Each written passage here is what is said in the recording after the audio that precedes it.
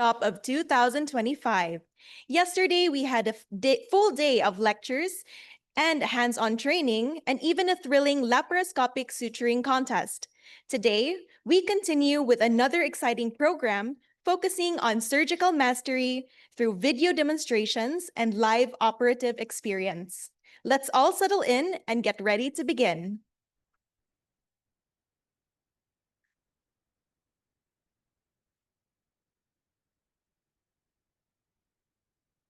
Up first on today's agenda is our video masterclass, where we'll see step-by-step demonstrations of key laparoscopic procedures from our distinguished faculty.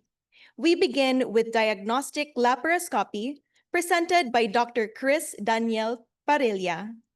He had his fellowship training in upper GI and bariatric surgery, endoscopic ultrasound, and advanced endoscopy, and fellowship training in surgical endoscopy and minimally invasive surgery. He is a training officer at Cebu Doctors University Hospital. Let us all welcome Dr. Parilla.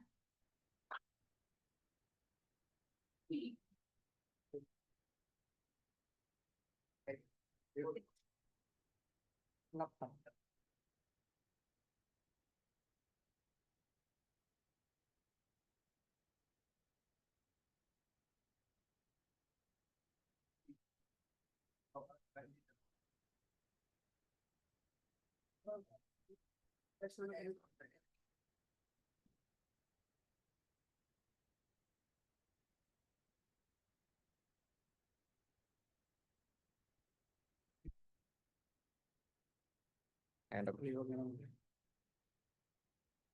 Siyempre, view mo din. Di mo parang gano'n.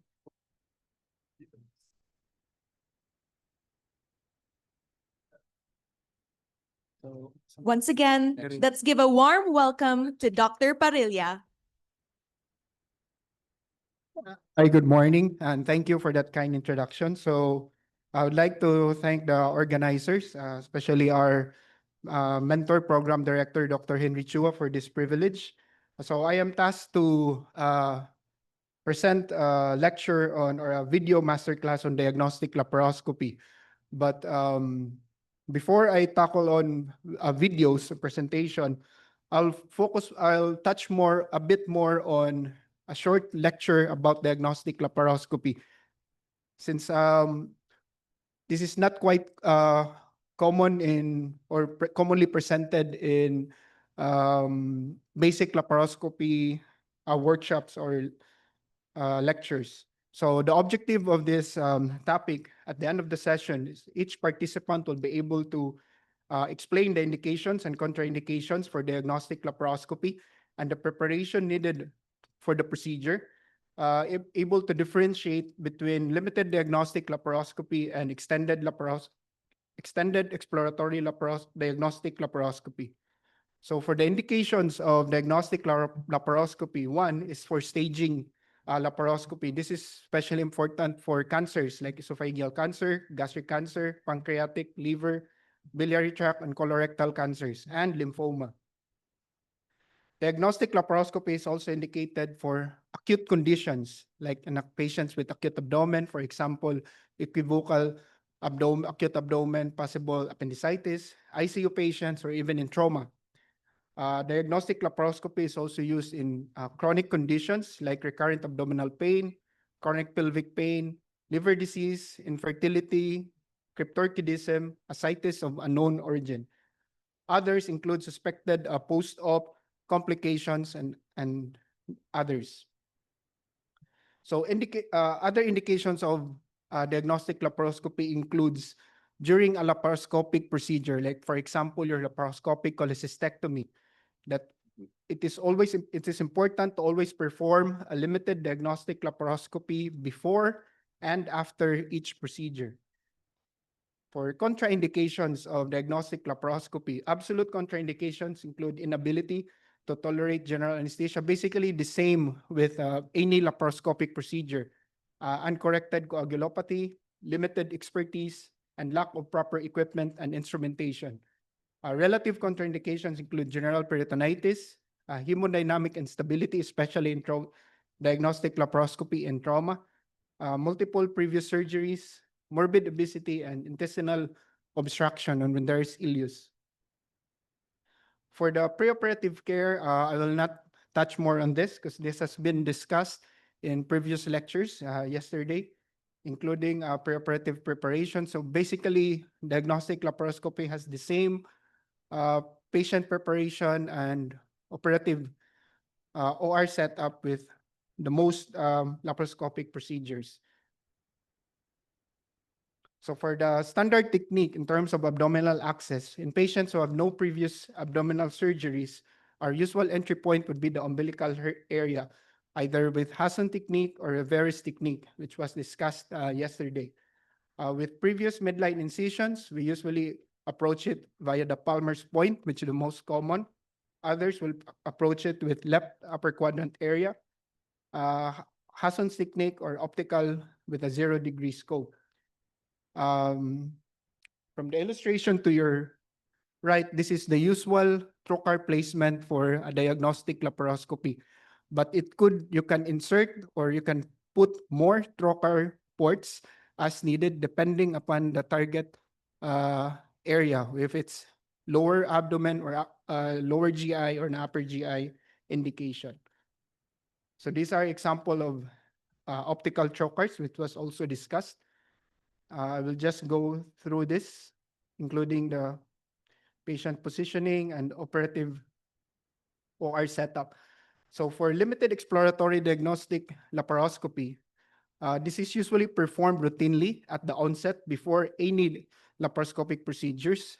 The main reason for this is that we need to determine if there are any trocar injuries during abdominal access entry, status of organs of interest, status of the size of the liver, stomach and bladder, if there is stomach and bladder distension, and if there's subsequent need for proper placement of other trocars. And this is also performed after or before the termination of the procedure to check if you left any like gauze or sutures, and then for if there are trocar bleeds after the procedure. So first things to do in limited exploratory diagnostic laparoscopy, especially for cholecystectomy, is that you perform a limited diagnostic lap. You assess the liver. You also assess the trocar sites and trocar placements. And you check for the following. After the procedure, you check for the trocar-induced entry injuries, other intra-abdominal pathologies, and the status of the gallbladder. So we usually approach this in a systematic approach. As said earlier, we need to check the entry point area of the if there are visceral injuries or any pathology. This is the onset where we insert the optical trocar or at the umbilical area. So we need always document the proof that there was due diligence done by the surgeons and no visceral injuries or other pathologies noted.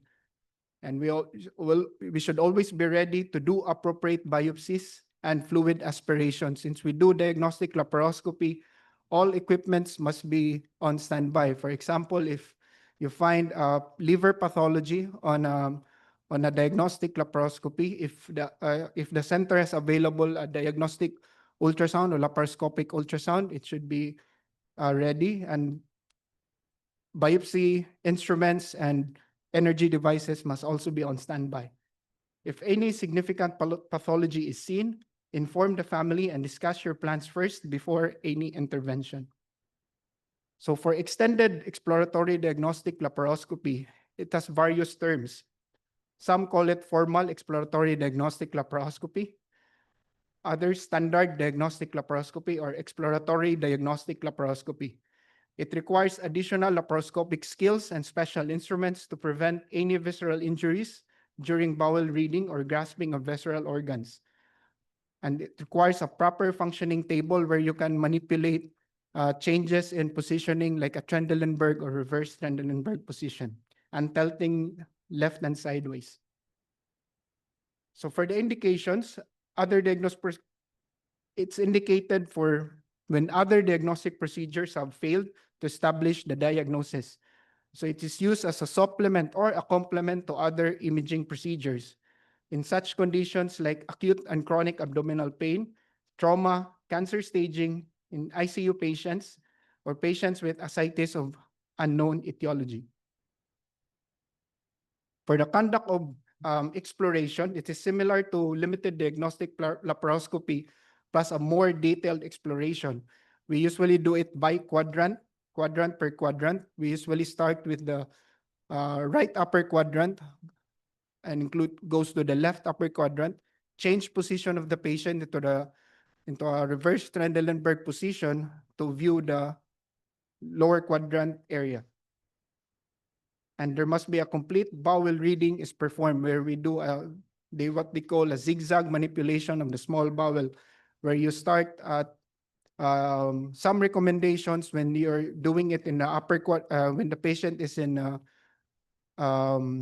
reverse Trendelenburg position, they usually start at the ileocecal valve going to the ligament of Treitz. So for the right upper quadrant area, the patient will be in a Fowler's position, on the right side up, and the surgeon's position at the left side of the patient. So organs that we examine here will be the right lobe of the liver, the diaphragm, subhepatic area, the gallbladder, part of the stomach, the duodenum, the hepatic flexure, transverse colon, and the falciform ligament.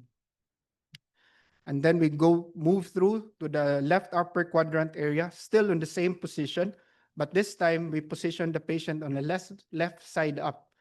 And the surgeon will be standing on the right side of the patient. So we check here for the falciform ligament, the stomach, the left lobe of the liver, the diaphragm, spleen, distal transverse colon, and part of the descending colon. Still in the left upper quadrant area, we also make sure that we will open the gastrohepatic ligament. This is it depends upon the indication of why you're doing the diagnostic laparoscopy. Additional areas that we examine would be the caudate lobe, the right crus of the diaphragm, the vena cava, posterior wall of the stomach, anterior surface of the pancreas, the gastric prelar, left gastric artery vein, and the lymph nodes, especially in the celiac and hepatic artery. Once we open the lesser sac, we also examine the gastrocolic omentum once we open it, and we examine the posterior wall of the stomach and the anterior surface of the pancreas. And then we change the position of the patient into a steep Trendelenburg position to examine first the right lower quadrant area. This time, the surgeon will stand on the left side of the patient. We examine the omentum, the transverse colon, and the cecum, appendix, ascending colon, and the hepatic flexure. Next is the left lower quadrant area. Still the patient in a Trendelenburg position, while the surgeon standing on the left side of the patient.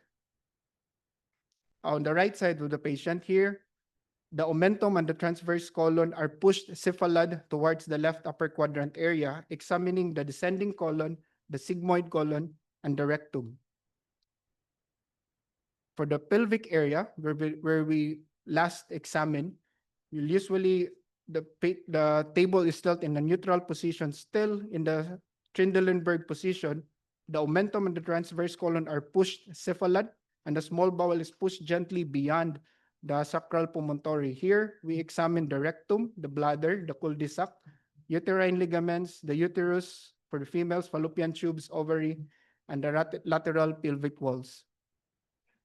We have to identify landmarks in the pelvic area.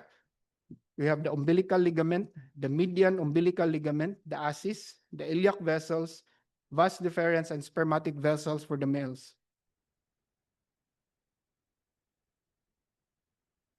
Now, for the small bowel reading with multiple quadrants, the position is still in the Trendelenburg position. This is the most easiest way to do it, since the gravity will be pulling the small bowel towards the head part of the patient. Now, we usually start at the ileocecal valve all the way to the ligament of Treitz. Pointers that we need by doing this, we need always under direct visualization, meaning when we move our instruments, it should be under direct visualization through the scope. Use of non-locking atraumatic fenestrated bowel graspers. We do not pinch the bowel. We grasp the entire diameter of the bowel gently and grasp the mesentery gently. Camera operator has to keep view on the central always. Yeah, slow and gentle manipulation during lifting. And when there is resistance, you need to stop and assess the reason why there is resistance. And they said here that you do a zigzag manipulation of the bowel, going through like a book page. You see on the anterior part, and then you flip to see the other side of the bowel. Now, role for diagnostic laparoscopy for trauma is a well-accepted approach, especially in penetrating abdominal trauma. It can be used as a screening, diagnostic, and a therapeutic applications in trauma, in which one study or one paper, they said that about 55% of diagnostic trauma they have a 55% success for a therapeutic intervention. So their recommendation is still the same, with a quadrant per quadrant diagnostic laparoscopy starting at the right upper quadrant area. So in the right diaphragm going to the liver, then going to the left diaphragm, the spleen, going to the stomach, and then to the pancreas, and then change position of the patient to examine the left lower quadrant areas, including the small bowel going to the pelvis. So I will present to you a short video presentation. This is a case of a 60-year-old gentleman who has a diagnosed case of mid proximal to mid rectal carcinoma with possible metastasis already to the bone. So the indication for this patient in doing the laparoscopy is for this patient is for laparoscopic assisted diversion, transverse colostomy.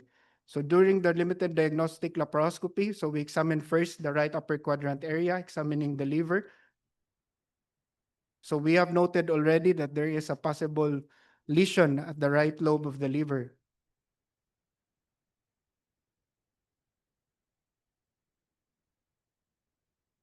Taking note of the peritoneum, the surface of the liver, and the falciform ligament.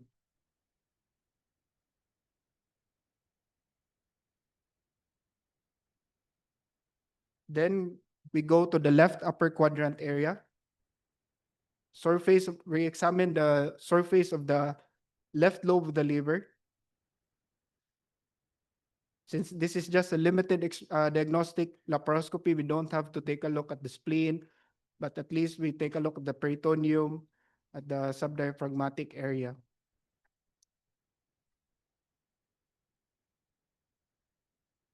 Then we scan going through the left lower quadrant area.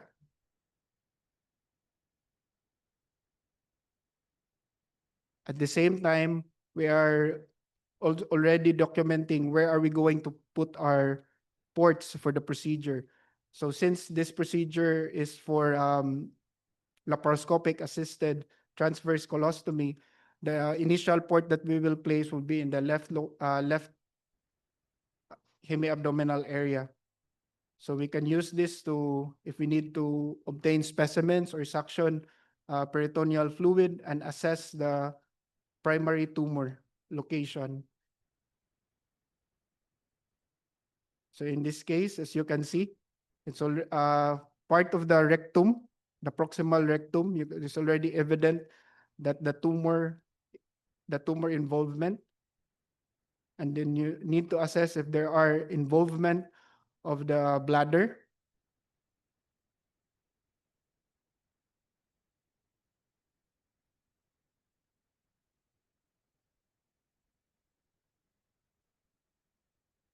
Examining at the right lower quadrant area. Just skip the part of the video here.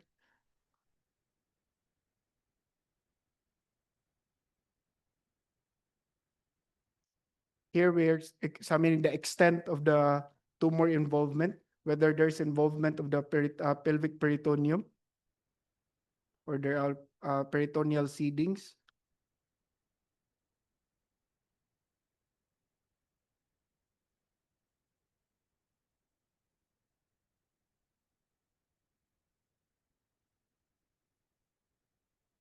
Can also assess the involvement of there are involvements of or compression towards the ureters. Since this is a male patient, for female patients, we also assess if there's involvement of the uterus or other ovarian structures. Then for this case, after this, we proceeded to laparoscopic assisted transverse colostomy.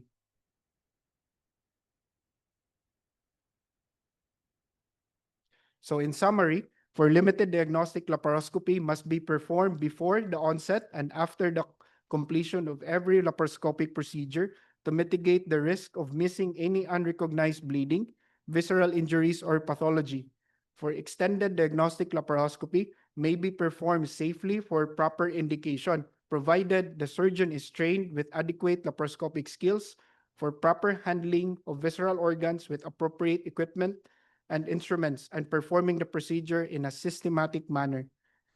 So laparoscopy should be a part of a surgeon's armamentarium in diagnostics, and diagnostic laparoscopy bridges the gap between imaging and definitive surgical decision making. Thank you. Thank you very much, Dr. Parilla, for that clear and practical walkthrough of diagnostic laparoscopy. Next, we move on to the laparoscopic cholecystectomy, PALES 0BDI, a cornerstone of minimally invasive surgery, to be presented by Dr. Alembert Lee Ong. He had his subspecialty training in minimally invasive surgery, Singapore National University Hospital. He is a fellow of the Philippine Association of Laparoscopic and Endoscopic Surgeons, a fellow of the American College of Surgeons, and a member of Endoscopic and Laparoscopic Surgeons of Asia. Let us all welcome Dr. Lee Ong.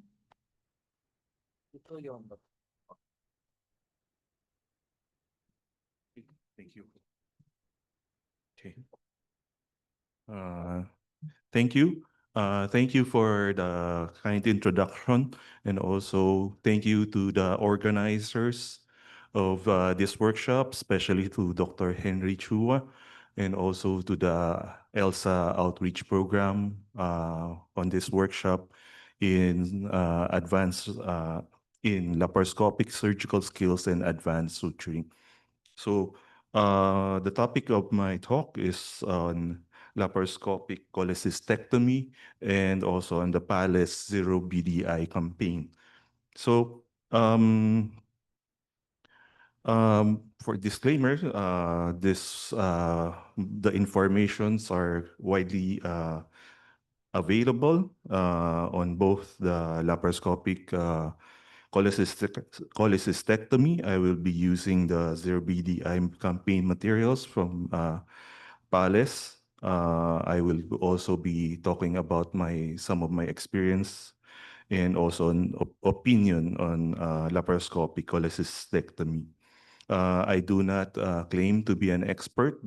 Similar to you, I'm also continually learning from not only from experts but also from interaction with new people going into minimally invasive surgery. So my talk now would be mainly focusing on elective uncomplicated gallbladder stones. I'll also need to thank Dr. John Paulo Chua, whose lecture he kindly shared and which my talk today is based on. So my talk will contain some information about lap chole and the bile duct injury.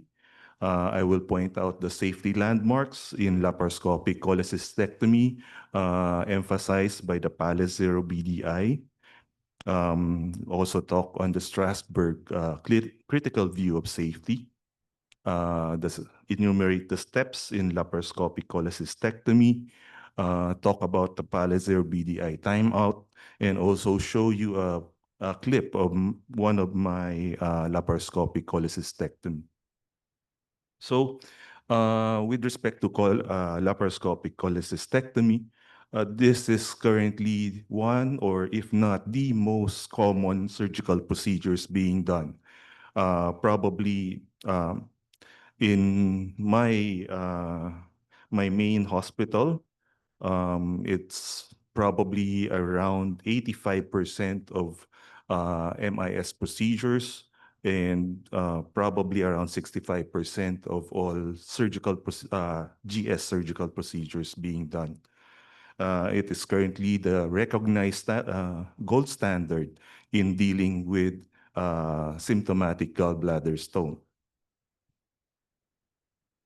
With respect to BDI, this is the most catastrophic complication that you can encounter when doing a laparoscopic cholecystectomy.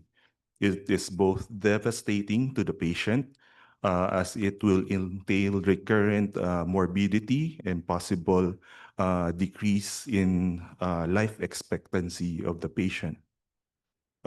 It is also devastating to the surgeon as this will uh, make a big hit on the surgeon's confidence as well as probably professional life and finances if this case do ever go to court. So the incidence of BDI is laparoscopic cholecystectomy. BDI is around 0.4 to 0.8% from literature. This is allegedly twice the rate in open cholecystectomy. So there are risks that increase your chance of encountering BDI. This can be grouped as to patient factors, local factors, surgeon factors, and technical factors. So but BDI does not mean that this is the problem seen only in novice surgeons, but this can also happen in the hands of experienced and competent surgeons. A Swedish study indicated that the most likely chance of encountering BDI is actually during one's 25th to 100th laparoscopic cholecystectomy. So I think the reason for this is mainly we become complacent when we talk about simple gallbladder, and this will definitely increase your chance of encountering disaster. So what is important is to approach laparoscopic cholecystectomy as a difficult procedure, no matter what the situation. Keeping in mind the risk for injury and complication, and only rest when you are sure that you have safely and successfully performed laparoscopic cholecystectomy. So, based on study, the cause of BDI is most of the time is due to visual misperception. So it accounts for 97%, with only 3% being really technical faults. So how do we manage or try to avoid this visual misperception? We can use the best equipment available, use an angle scope to give you a better view, always keep the operative site clear, constantly reorient yourself. This is usually, it really boils down to what the surgeon prefers. Some would prefer a very close-in, zoom-in view while doing this surgery, and this can cause some disorientation. So it's once in a while, it's best that you zoom out and try to look at the whole forest and determine where you are in it. Then, if things are really difficult, you can also use enhanced imaging, such as the use of ICG. So, with respect to steps in cholecystectomy, port placement would be the usual start. So there are a lot of port placement being used for laparoscopic cholecystectomy, from 3-port to single port. And there's also more exotic placement, such as at the bikini line, just to hide the scars. So, but for me, I would suggest that you start with the 4-port. And why do I suggest 4-port? So, these are because the other port placement actually adds hindrance to how you do your surgery. And with already the inherent risk for BDI, no matter what, why add additional hindrances to your technique? But this does not mean that um, you should avoid pushing the boundaries, because only when in pushing the boundaries do we innovate. But as I understand from talking to colleagues here, the more common port placement here is the 3-port, and that is good. Um, so you can go into the 3-port as long as you have someone there who is an expert or competent in doing the other port placement, so they can guide you. But if you don't have anyone beside you and you're just starting, I would advise or suggest you do the 4-port first and progress from there. So steps after placing the ports, you should initiate a careful and proper insufflation. Start low and slow, low pressure, low flow rate. And once you have achieved the target pressure, you can then increase your flow rate to match if you are using a suction instrument. So after which we advise a cursory examination of the abdominal cavity. This is mainly to assess for presence of any access injuries, any bleedings that may have uh, it be incurred during your access, and also to note any gross abnormality. So after which the succeeding steps are actually not in succession, but they can be done concurrently in relatively different orders. Okay, so with respect to positioning of the gallbladder, in the 4-port technique, we advise that the fundus be held and directed towards the right shoulder, and the Hartmann or the gallbladder cystic junction be retracted inferolaterally. So, what are the landmarks in laparoscopic cholecystectomy that would more or less keep you safe?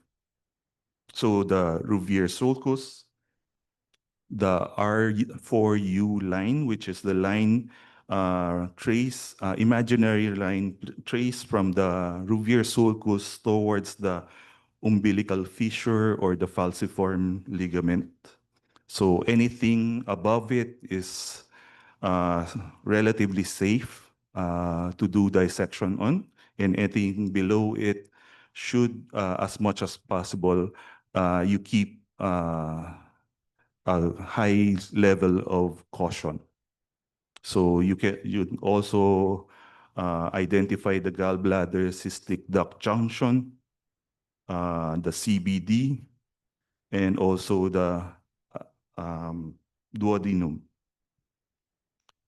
So the most important actually when you do the identification of landmarks is you want to identify the gallbladder cystic junction.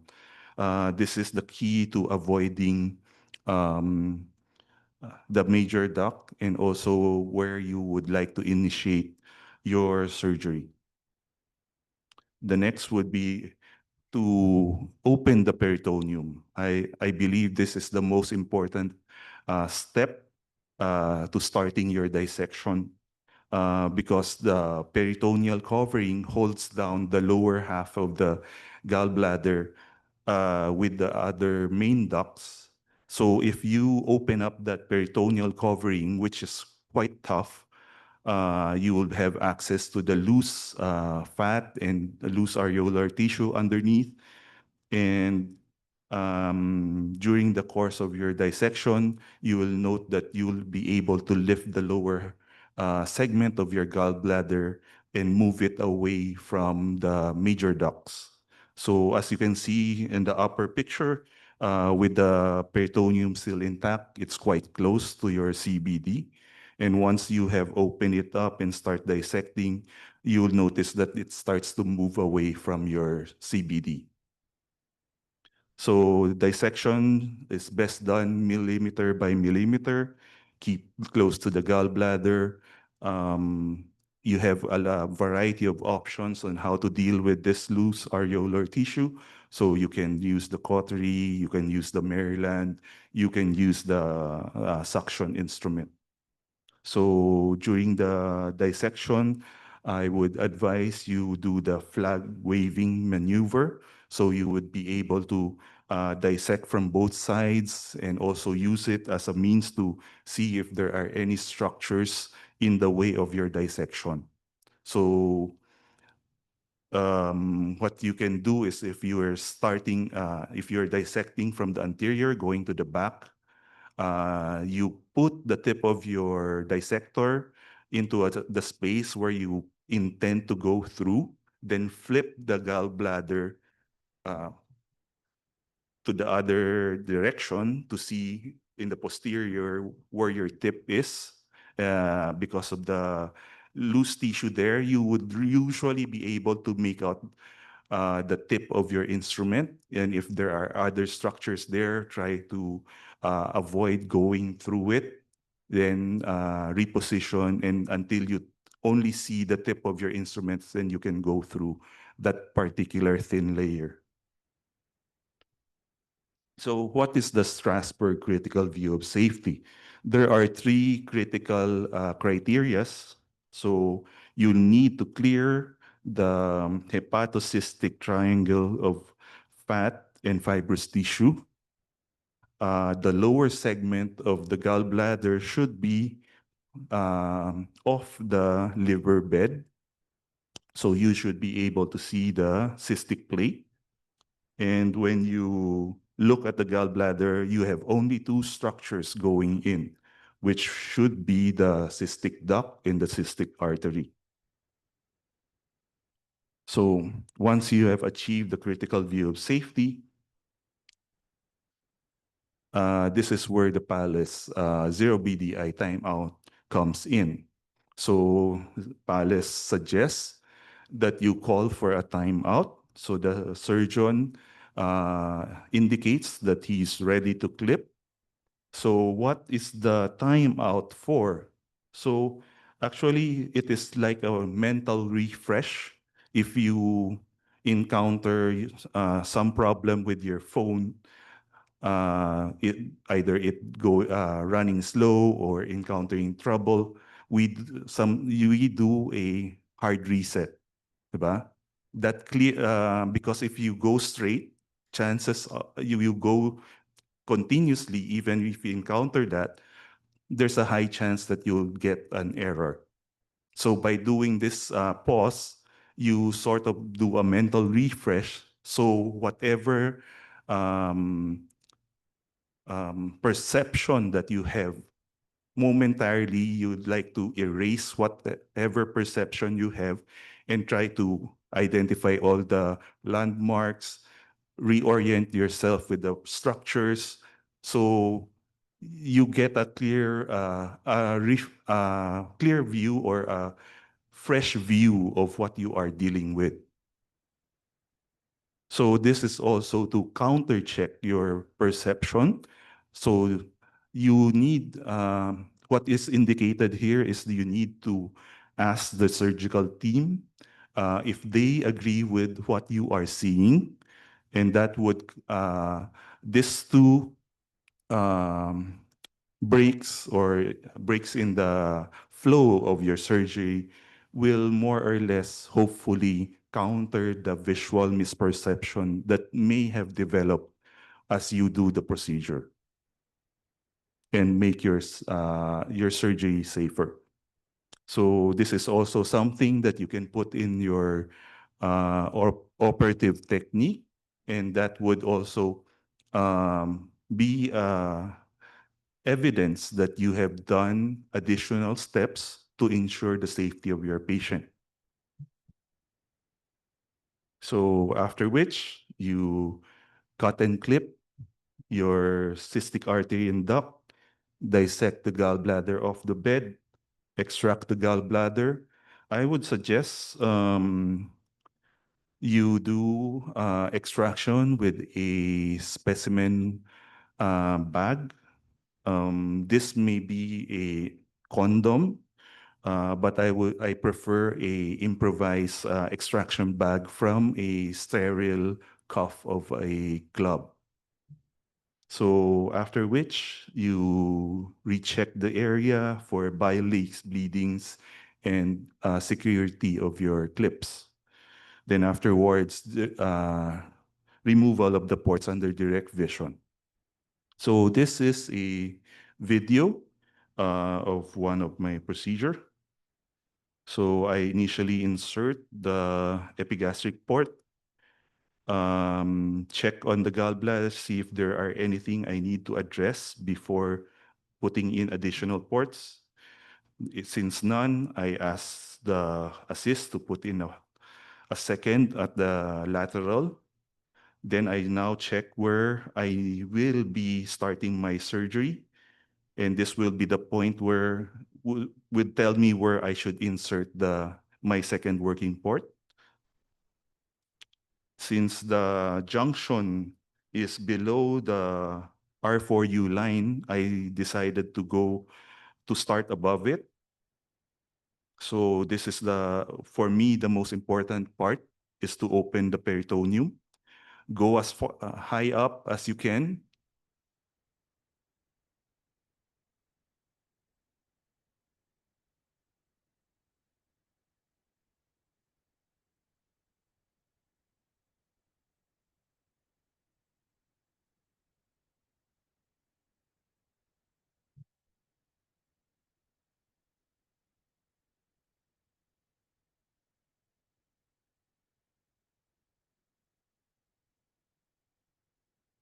Both in the posterior and also in the anterior. Since in this case there's a vessel there, I decided to skip that area and to open up the anterior covering. You will notice that as I cut the peritoneal covering, there's there's a give to your lower part of the gallbladder. It's distances itself from where your CBD is. Then once it's open, I start the dissection of the hepatocystic triangle. Note I'm also doing the flag maneuver.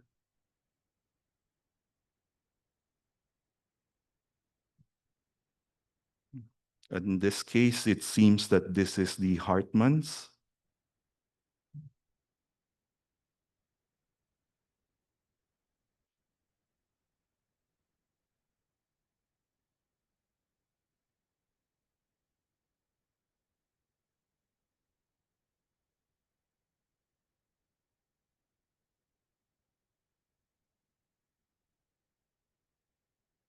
At this point, I decided that it's as far as I can go with the scissors.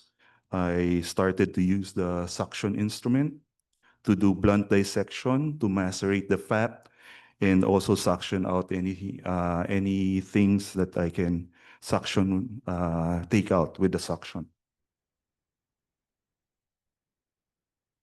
Then I think I shifted to the Maryland.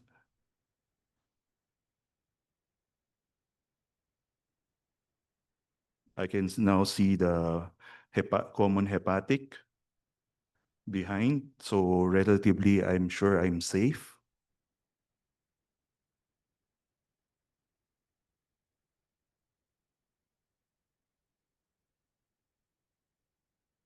I'm trying to open up further the hepatocystic triangle. keeping the area clean. Um, I think I was planning on, yeah, trying on releasing the lower segment of the gallbladder.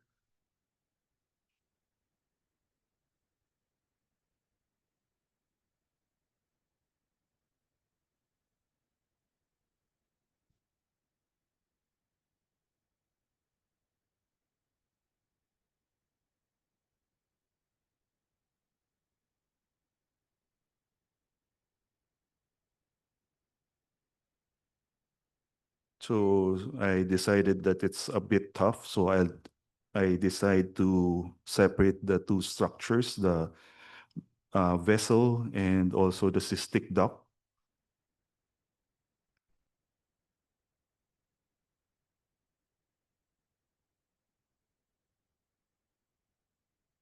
There's some oozing behind, so I decided to clean it out and try to assess why there was oozing. I think I assessed that though there was oozing, it wasn't that much.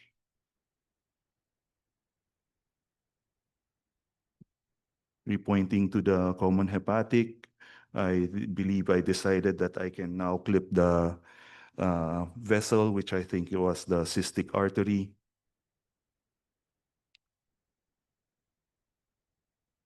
At this point in time, I am actually satisfied I've already achieved enough of the critical view of safety.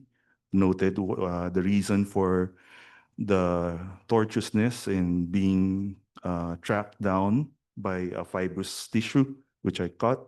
You know, extension of the cystic duct, moving further away from your main ducts. I decided to deal with the oozers.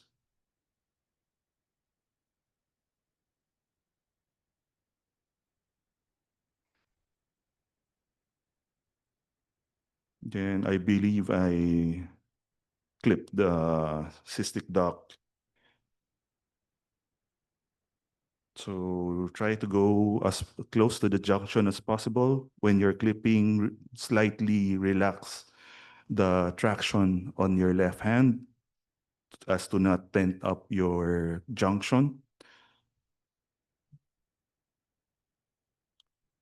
So after cutting, dissect the gallbladder off the liver bed. I noted that the anterior peritoneal covering is not totally open yet, so I proceed to extend it. That would facilitate dissecting off the gallbladder from the liver bed.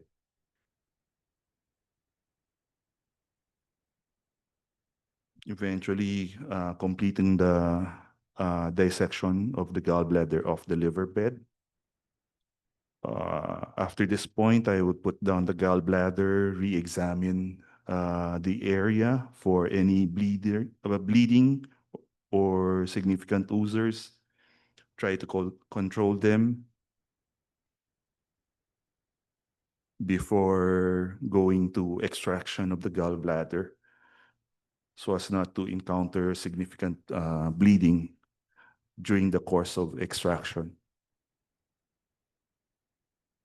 Then I inserted my improvised extraction bag.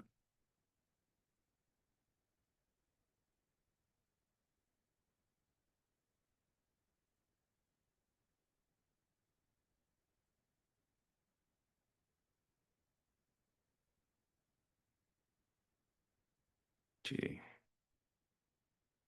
Proceeded with extraction to the camera port, incision actually. So rechecking the area of surgery or dissection,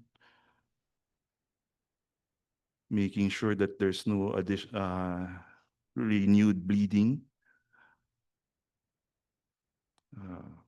taking out any blood pools,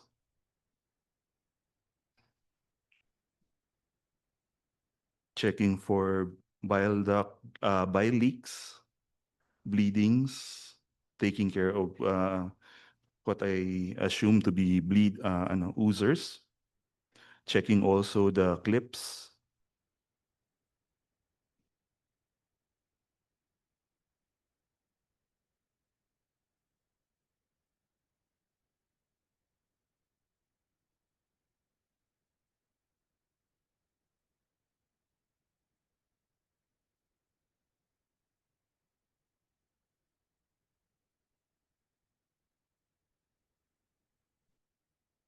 I would eventually remove the ports under direct vision to check for any bleeding from the port site, and subsequently desufflate and end the procedure. Okay. Okay, thank you. Any questions? Okay. Thank you. Thank you, Dr. Leong, for highlighting the importance of safety and precision in laparoscopic cholecystectomy. Our third masterclass presentation is on laparoscopic appendectomy, to be presented by Dr. Russell Adrian Obenza. He had his subspecialty training in advanced minimally invasive surgery at Cebu Doctors University Hospital and general surgery training at Vicente Soto Memorial Medical Center. He is a member of the Philippine Hernia Society. Let us all welcome once again Dr. Obenza. Thank you for that introduction. I'd like to say thank you first to our organizing committee, the sponsors, and also to our course director, Dr. Henry Chua. So I will be discussing today on doing safe laparoscopic appendectomy. So I will be showing you a step-by-step step-by-step on how this is done through videos. So by recommendation, this is the scoring system of PALES for the videos that you will be submitting. So we have one for cholecystectomy. This one is for laparoscopic appendectomy. Okay, so we will be going through this one by one. So to begin with, the step one is abdominal access and insufflation. So this has already been shown by the previous speakers. So I will just skip directly to step two, which is the diagnostic laparoscopy. Okay, so upon entry and visualization of the abdomen, the first thing to check is the abdominal entry site. We check for any injuries or bleeding.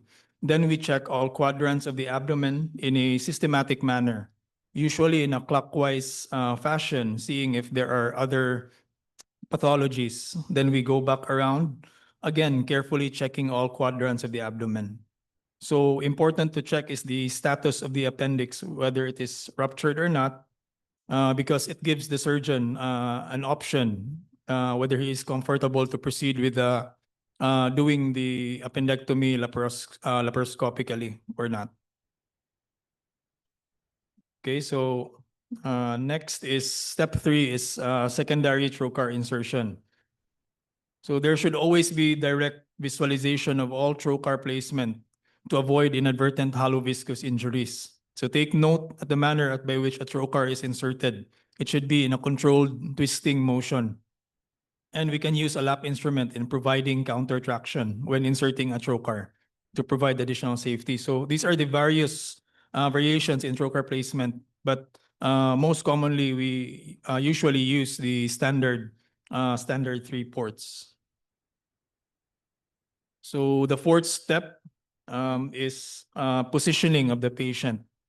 So the patient should be tilted right side up, slightly Trendelenburg position. And the urinary bladder should be empty with or without a Foley catheter. So we can see here the actual operating room setup with the surgeon and the assistants at the left side of the patient and the monitor on the patient's right side. Okay. So step 5 is suction and irrigation. So there should be immediate evacuation of suppuration and fecaloid material. So it is a process that we call decontamination. Very important. Initial step in laparoscopic appendectomy is a process of lavage and aspiration of purulent fluid. Now, there are different schools of thought with regards to lavage, but in our practice, we must be careful to aspirate fluid first before we do irrigation. So always aspirate all the suppuration first before we irrigate. So until all the visible contaminants have been aspirated. So the European guidelines recommend 6 to 8 liters of lavage and aspiration to minimize intra-abdominal abscess rates in complicated appendicitis. And for Asians, it's 4 to 5 liters due to the smaller body habitus. Step 6 is the identification and mobilization of the appendix. Now, what we would like to see here is the proper instrumentation and handling. So in some cases, even the suction tip alone or a blunt instrument, bowels already move away from the operative field with proper positioning.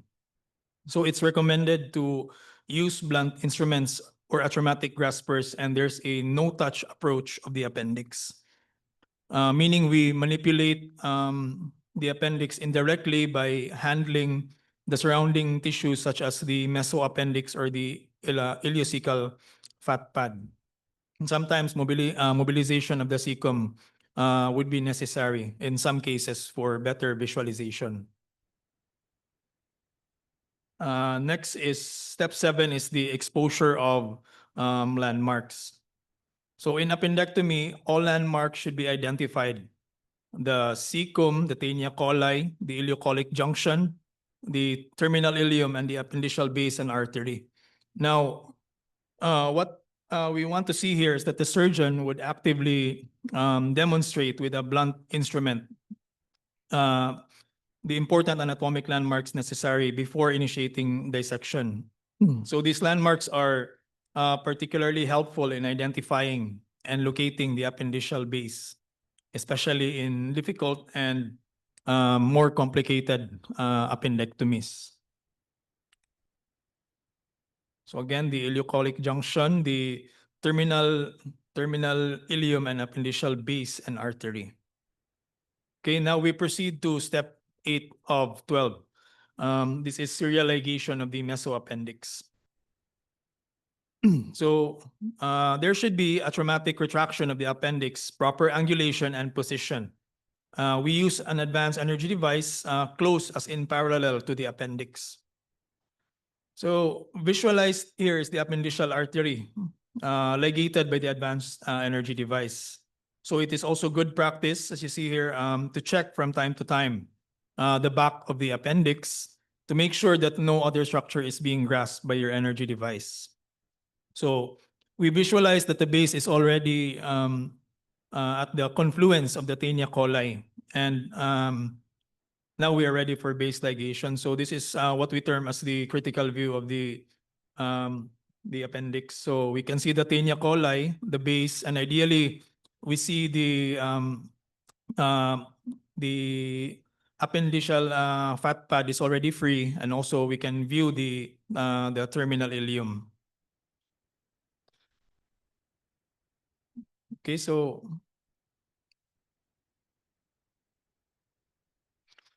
take note that there are also other advanced energy devices available, and the surgeon should be proficient in using these devices. So moreover, we can still use the monopolar cautery, then serially ligating the mesoappendix or by using clips or even ties. So step 9 is the appendiceal artery and stump ligation. So it can be ligated appropriately depending on the condition of the base. And of course, the assessment and discretion of the surgeon. So here we use a intracorporeal knot tying using a free tie and a multi-filament absorbable suture. So this requires certain skill and technique that can be done as long as the surgeon is comfortable and adept in doing this. But more important is the secured closure of the appendiceal base. And needless to say, without significant injury to the adjacent bowels and cecum. Okay, so there are also other options for appendiceal stump closure. Aside from the intracorporeal knot, we have suture ligation. We can anchor the base or we can bury it by suturing. There's also extracorporeal knot using endoloop, use of endostapler or laparoscopic stapler, and the use of even plastic or metallic clips. However, available papers would suggest that there is no significant difference in the overall complications and comparing these different methods of stump ligation. So that's suture ligation, endostapler, extracorporeal knot, and clips, so whichever is available in our different institutions. So step 10 is specimen extraction. So the specimen is extracted directly into the trocar site with a chloride extractor if available, provided that we can ensure there's no contamination of the surgical field and the trocar site. Okay, so otherwise, it's still ideal to recommend the use of a specimen bag for extraction, be it a condom bag, modified hand gloves, commercially available endo pouch or endo bag for the extraction. So the procedure does not end with the extraction of the specimen. So we have to reevaluate the operative site and check again the integrity of the artery and stump ligation. So we can do a limited bowel run to check for injuries, bleeding, residual suppurative and fecal material, as well as any interloop abscesses. So at this point, we can also suction out residual lavage fluid prior to the termination of the procedure. So again, lastly is closure. So all the trocars are removed under direct visualization. The intraperitoneal carbon dioxide is evacuated prior to the removal of the Hasson trocar. And closure of the umbilicus is done under direct visualization. Okay, so that would be the last step. Thank you for your kind attention and good morning. Thank you so much, Dr. Obenza, for that very comprehensive discussion. Next, we proceed to the laparoscopic inguinal hernia repair, a common yet highly technical procedure to be presented by Dr. Hao Piao Lo. Dr. Hao Piao Lo is a general surgeon in Hospital Raha Permaisuri, Bainan, Ipoh. He is a life member of Academy of Medicine, Malaysia, a life member of Society Endoscopic and Laparoscopic Surgeon, Malaysia, SELSMA. He is a life member of Malaysia Hernia Society. Once again, let us all welcome Dr. Lo.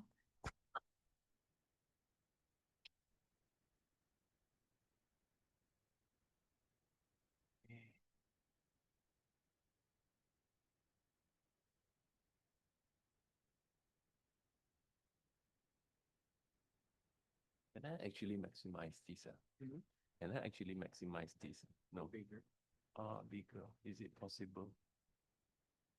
Because it's a bit too small. Or you or this one, you slideshow. Yeah. No, it's okay. I think it's all right. Okay, better.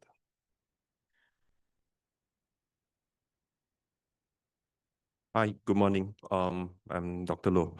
So again, thank you, Dr. Henry, and also Prof. Lamanto for inviting me for giving this video masterclass regarding lap inguinal hernia repair.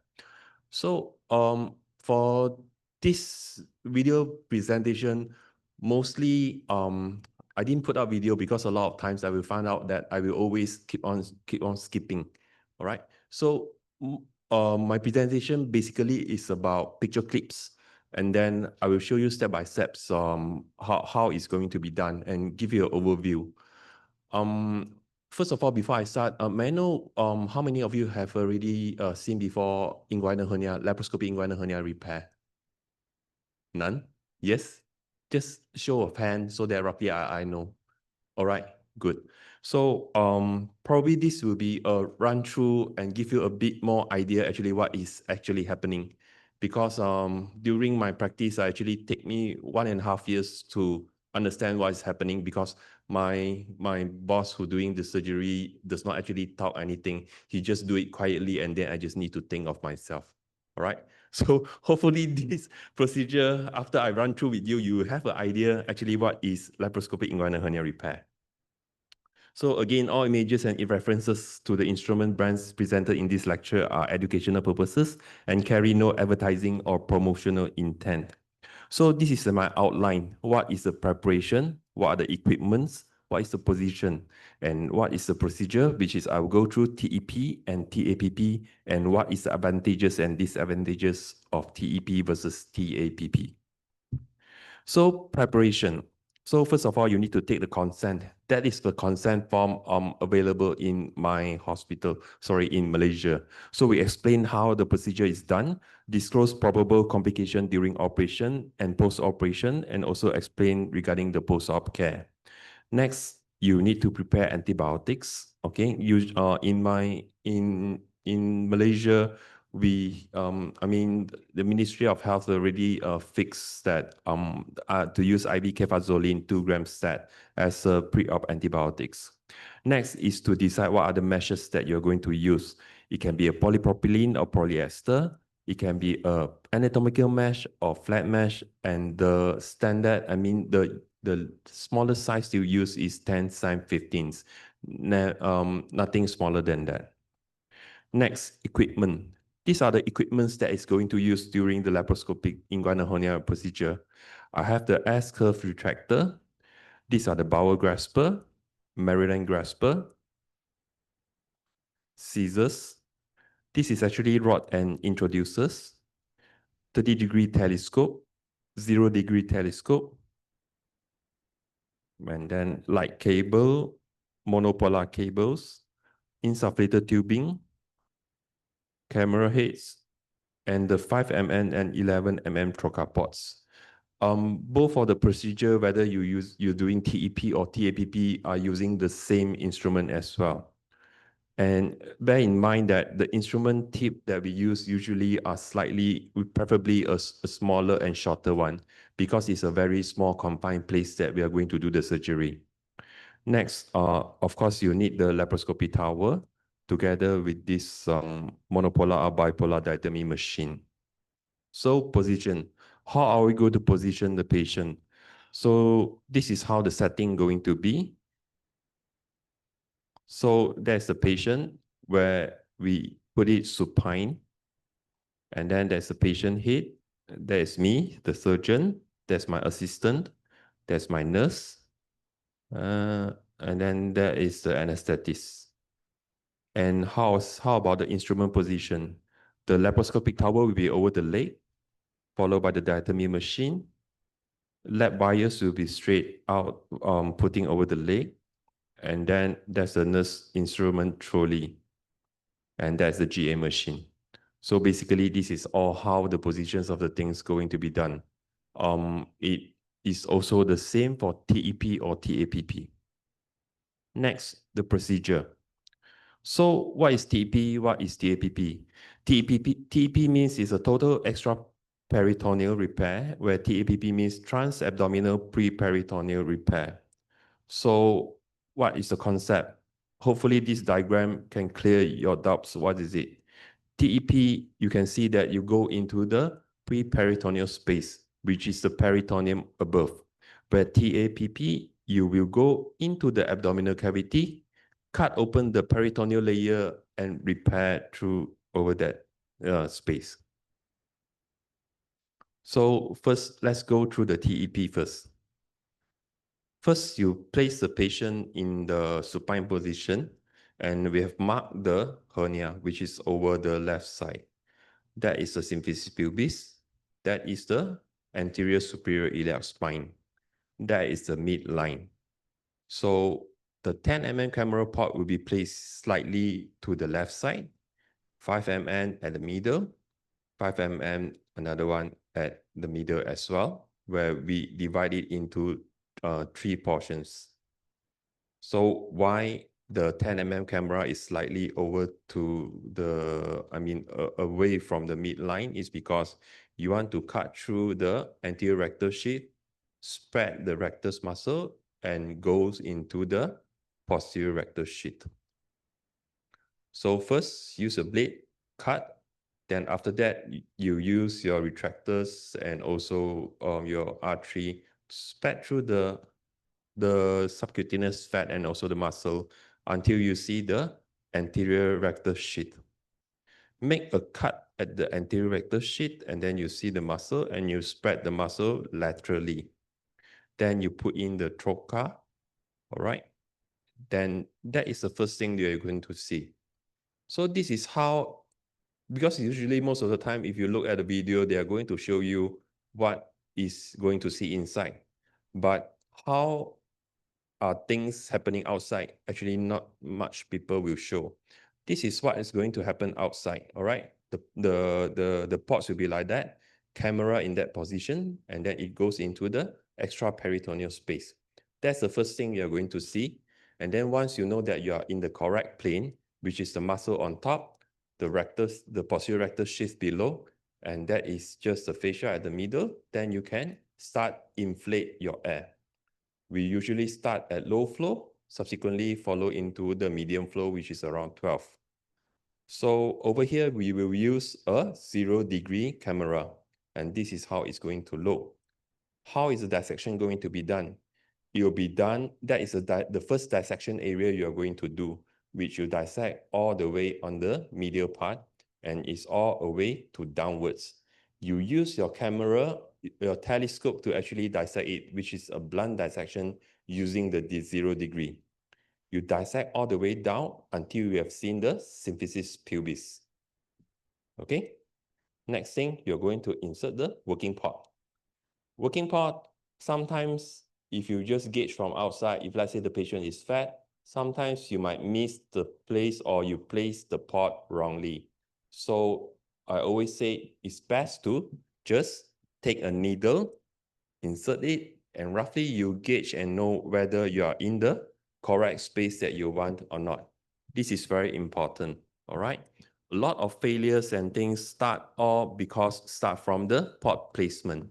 If you're able to place the pot properly, then you get a proper space and place in your instrument properly, and you'll be able to finish your surgery.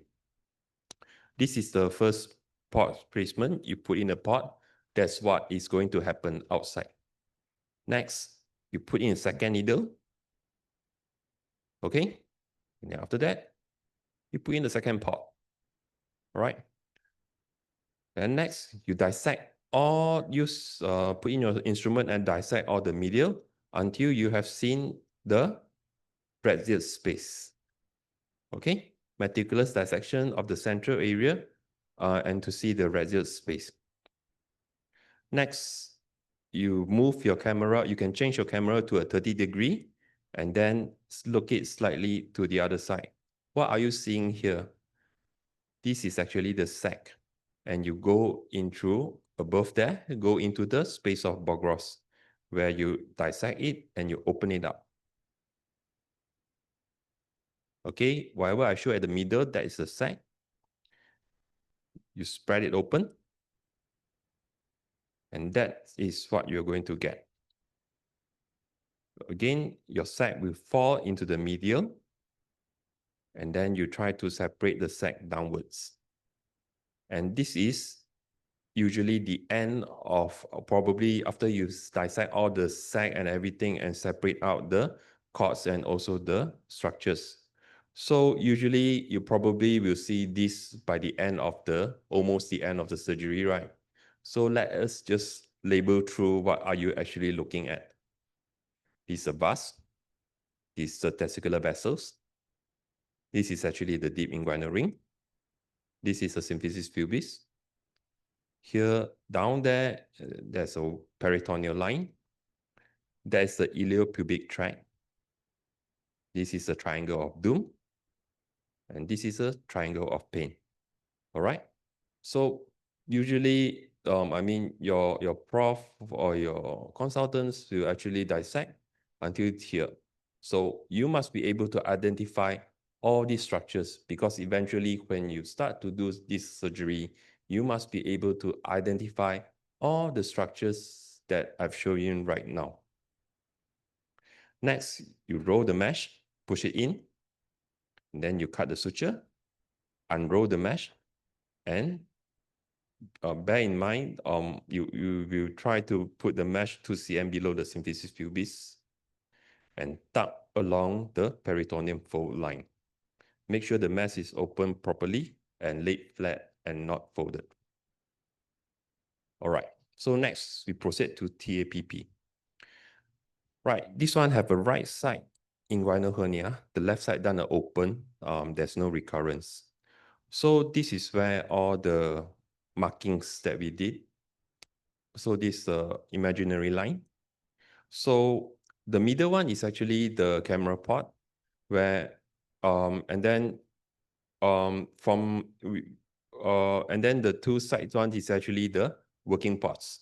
So usually we'll put one hand breadth away from it, and it's 2 cm, roughly 2 cm above and below. This is a 10 mm camera port, where this is a 5 mm working port. Clean and drape the patient. You can inject LA, then followed by incision, open it up,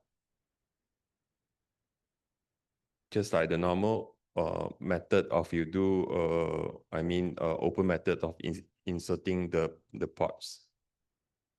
So you put in the pot, all right? Inflate the abdomen, put in the telescope. This is what you're going to see, all right? This is what are you going to see. So again, let's label what you are actually seeing. This is the medial umbilical ligament. This is the medial umbilical fold. This is the lateral umbilical fold. This is the deep inguinal ring. This is the vas. This is testicular vessels. Symphysis pubis. This is a urinary bladder. All right. So once you put in, you don't just able to identify where is the inguinal only. You must be able to identify all these structures clearly. All right.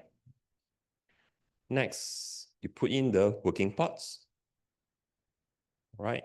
You can inflate, you can inject the local anesthesia for better pain control after the operation.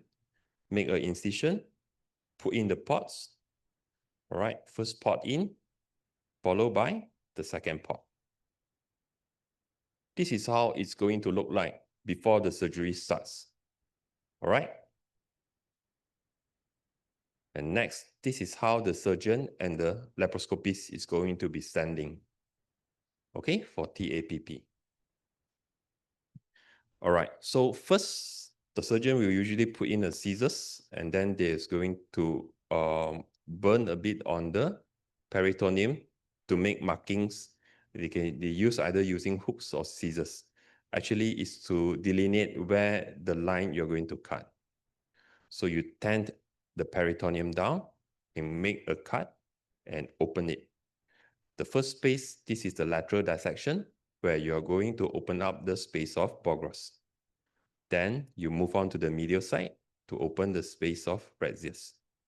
So when you open until this area, please note that this is your inferior epigastric artery. Okay, it's very important you keep the inferior epigastric artery upwards, because if it falls down, it's very, very difficult for you to do the rest of that section. Next, you keep on cutting, spread to the medial side, and here you try to dissect into the radial space. What are you going to find? Actually, you're going to look for your symphysis pubis.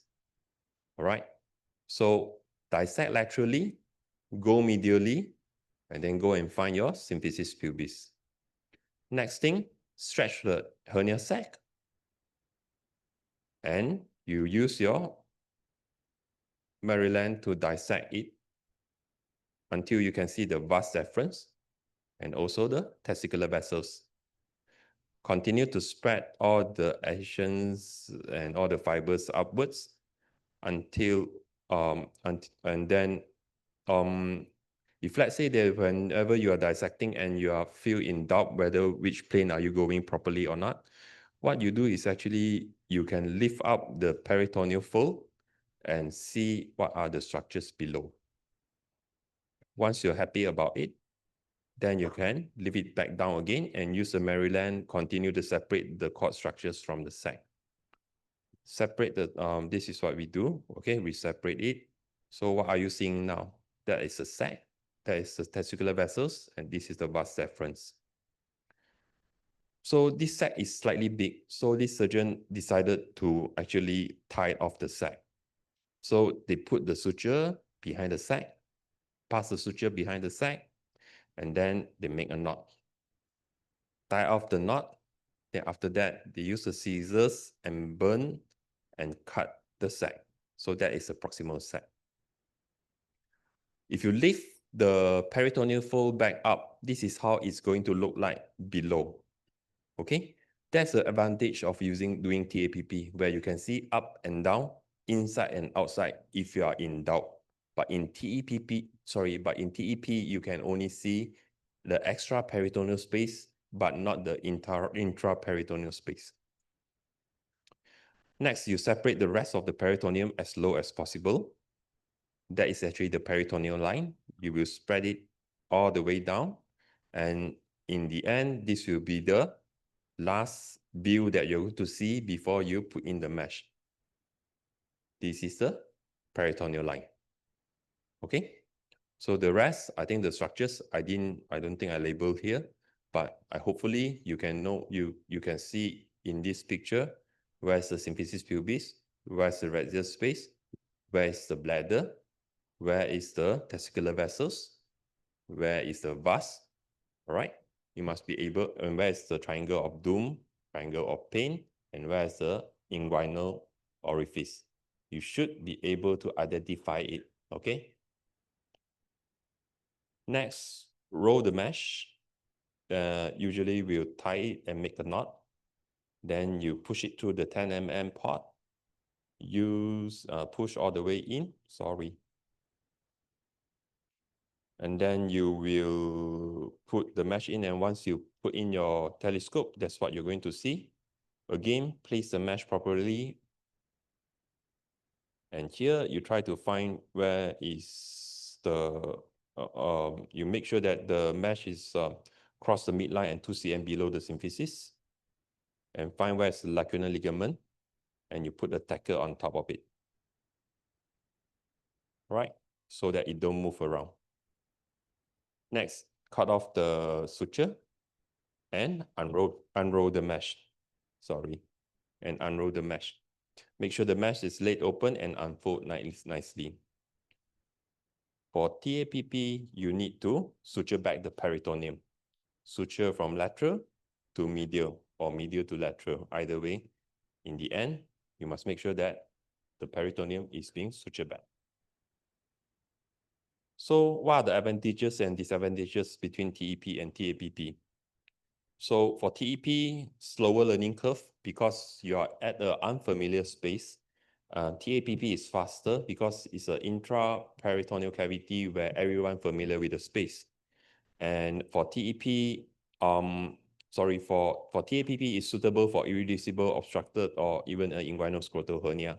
But for TEP, unless you are in a very, very skilled hand, probably is not suitable for irreducible, obstructed, or inguinal scrotal hernia.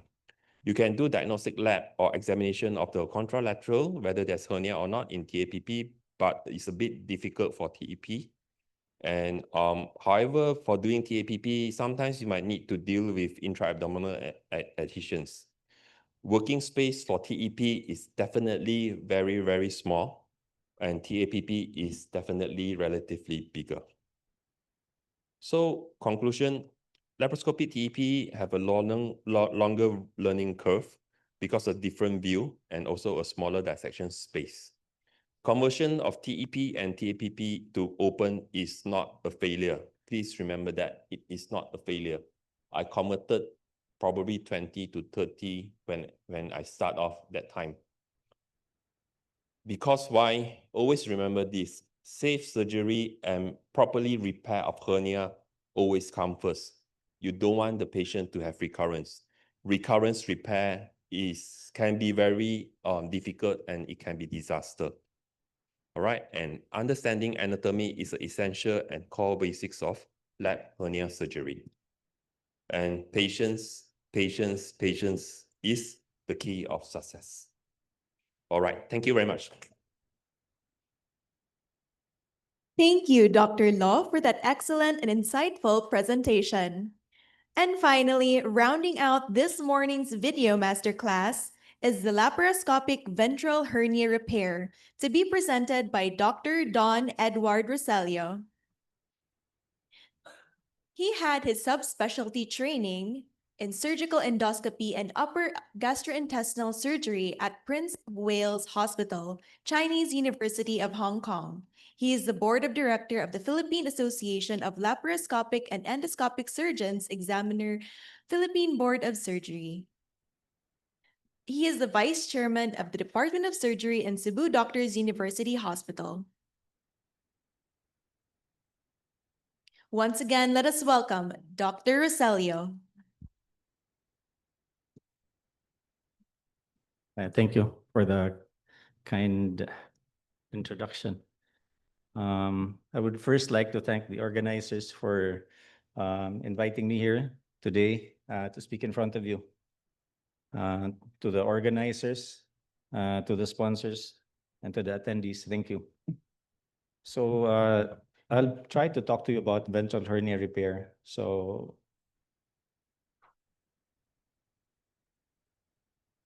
first of all, when we talk about ventral hernia repair, what should we put into mind is safety. So when we talk about safety, we have to define safe. So it is protected from or not being exposed to danger or risk or not likely to be harmed or lost. So there are synonyms that you could see. The last one says unadventurous. So it appears prudent to recommend that less experienced surgeon should start with less complex cases. So that's one thing, that's the driving thing that we want to talk about. So as we can see in the illustration on the right, there are several types of ventral hernias. It can be, some of them are midline, like an epigastric or an umbilical hernia, but some of them can be lateral. And of course, the inguinal hernias have been talked about earlier.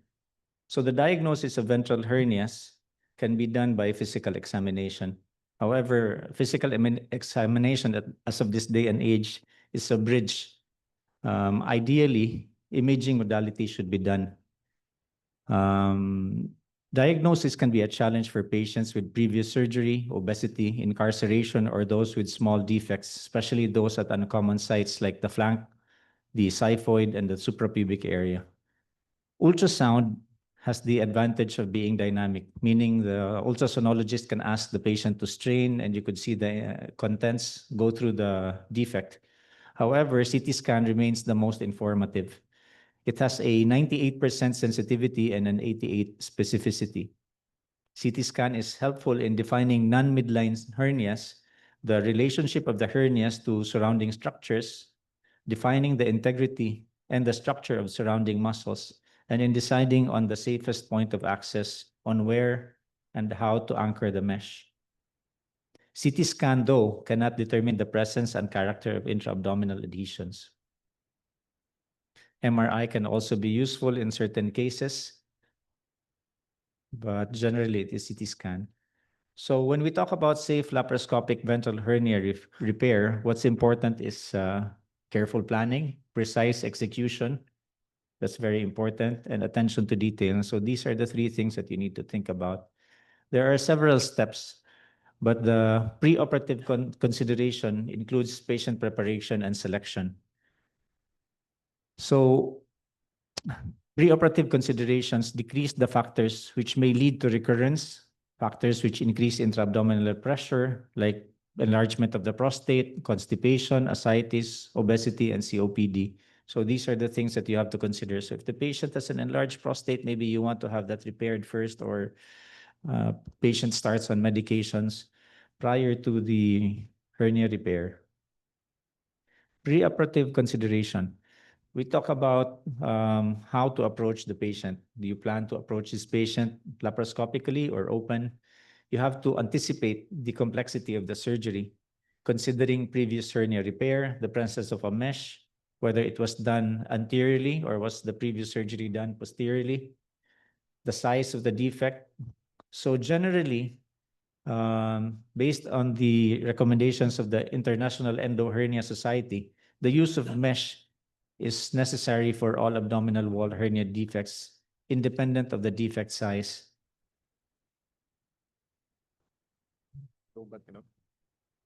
Ayuy. Sorry. In charge. Sorry.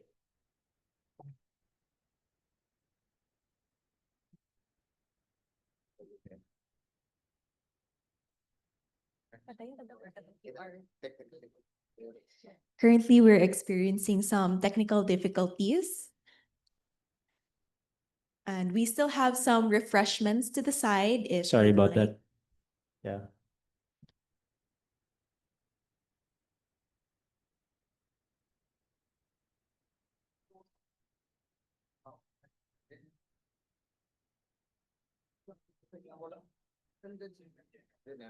Dili na ako battery. Dili ko lobat. Sir. Yeah, I think na siya nakitaan nga na ay nakita kuan tingali kung tayo nakita nga Pwede na i-play na balik lang. yeah. Oh, so soft and so clear. While we navigate through No, the it's okay. technical difficulties. I don't have low battery. So I think it sends some virus. Needs a mask. Sorry. So we go back to where we were. Seeing the same thing I'm seeing. Okay. So other considerations. So as I mentioned, the generally accepted size for hernia for laparoscopic repair is about 10 centimeters, although most experts have set the limit to about 15 centimeters. So other things that you need to consider aside from the size of the defect is the location of the hernia, whether it's in the flank, midline, incarceration, obesity, fistula, ascites, the resources available, what's available in your locality, and the experience of the training and the training of the surgeon. So resources includes people that you could call for difficult or unexpected problems. So previous hernia repair is one of the factors which significantly increases operative time, requiring adhesiolysis, and the other factor is the surgeon's experience. Other preoperative considerations include the loss of domain. It is defined as massive hernias containing greater than 30% of the abdominal contents, that when those contents are reduced, it will cause major abdominal hypertension, leading to what we call as an abdominal compartment syndrome. Other considerations are previous abdominal skin grafts, wherein adhesiolysis may cause graft ischemia or necrosis. So large prosthetic meshes, which needs to be removed. These are considerations. Incarcerated hernias, active or subcutaneous fistula, which is considered as a contraindication for putting a mesh because of the risk of infection. Missing abdominal muscle or fascia, wherein what's required is already a component separation technique. And consider bowel preparation. The biggest advantage to bowel preparation is to increase the working space. Intraoperative considerations include the anesthesia, prophylactic antibiotics. So based on the recommendation of the Infectious Disease Society of America, they suggest at least single dose IV cephalosporin. The use of urinary bladder catheter, it's necessary for hernias wherein it's lower down near the symphysis pubis. However, if it's near the xiphoid, then probably it's not necessary unless you expect a prolonged procedure. patient positioning is considered intraoperatively, plastic drapes. Plastic drapes, there was a retrospective review involving about 506 lap and open ventral hernia repairs and a separate meta-analysis which was published in 2007. And it was revealed that there was actually no evidence that plastic drapes actually reduced the incidence of surgical site infection. With regards to abdominal access, it should primarily be based on the surgeon's experience, outcomes, and the technique, and take into consideration the patient's history and anatomy. So whether you use or prefer to use a varus needle, optical trocar, open technique, it depends on the patient's training and experience.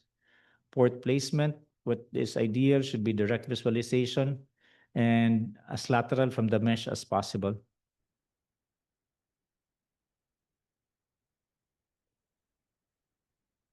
So other interpretive consideration includes adhesion lysis, which should be done in a meticulous manner. Measurement of the hernia defect. We'll try to talk about this one. So measurement of the hernial defect can be done internally or externally. It can actually be seen on the imaging studies, more specifically by the CT scan or the ultrasound. So they can actually measure the defect. And with regards to the measuring of the defect, it's important because so you can prepare for the size of the mesh that you're going to use. So ideally, in the past, they would say that you need an overlap, minimum of an overlap of about 3 centimeters and an ideal of about 5 centimeters. However, there have been studies and depends on the defect or the size of the defects. So the larger defect needs bigger overlap, smaller defect, less overlap. There have been studies and papers regarding the defect to mesh ratio. And you will be able to see that it was 14:1 and 15:1. So if you think about it, we'll talk about actual cases and numbers. So if you have a defect which is about 4 by 5 centimeters, so it's 4 by 5, imagine a 4 by 5, it's a rectangular. And if you want to use a 10 by 15 centimeter mesh, then you already have an overlap at the sides of about 3 centimeters, correct? 4, 10, so 6. And on top and the bottom, you have a 5 centimeter gap. However, if you consider the mesh to defect ratio, the defect of a 4 by 5 centimeters is about 20 cubic centimeters. However, the mesh, a mesh of a 10 by 15 is about 150 cubic centimeters. So actually, you do not reach the 16:1 ratio. You're only hitting about 7.5:1. That is why right now, you have to consider about suturing the mesh. That's where IPOM Plus came in. So we suture the defect, not suture the mesh, suture the defect to make it smaller. So if you're able to suture the defect so that the defect from 20 cubic centimeters becomes 9 cubic centimeters, then you get the ratio of 16:1.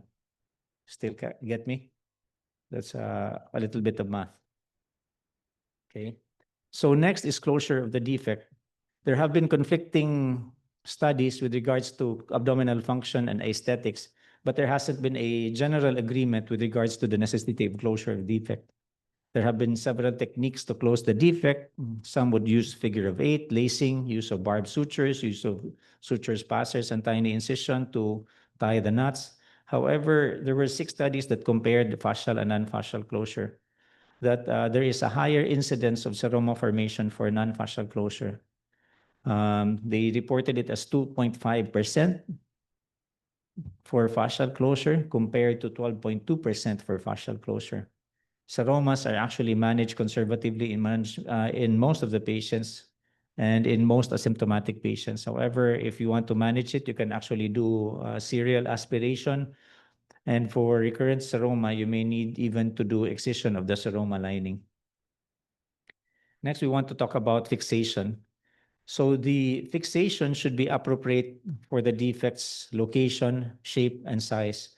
So tackers, there are different ways of fixation for the mesh. You can use transfascial using non-absorbable sutures, or you can use tackers.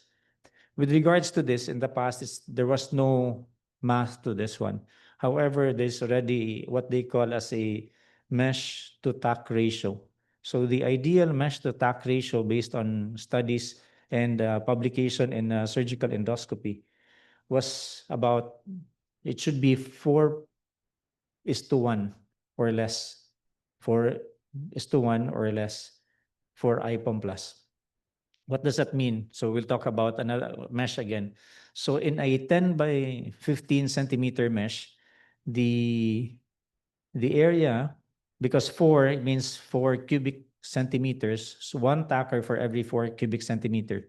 So if you talk about a 10 by 15 cm mesh and you use only one tacker is like 25, so 25. But if you consider if you want to reach the 4:1 ratio, you need at least 37.5, if my math is correct, 37.5 tacks for 150 cubic centimeter mesh.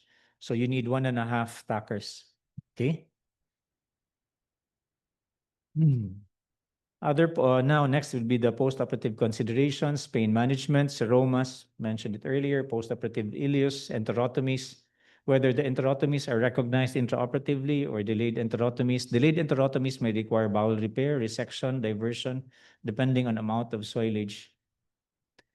Surgical site infection has a low incidence, and cellulitis in terms of infection can usually be managed by short course antibiotics.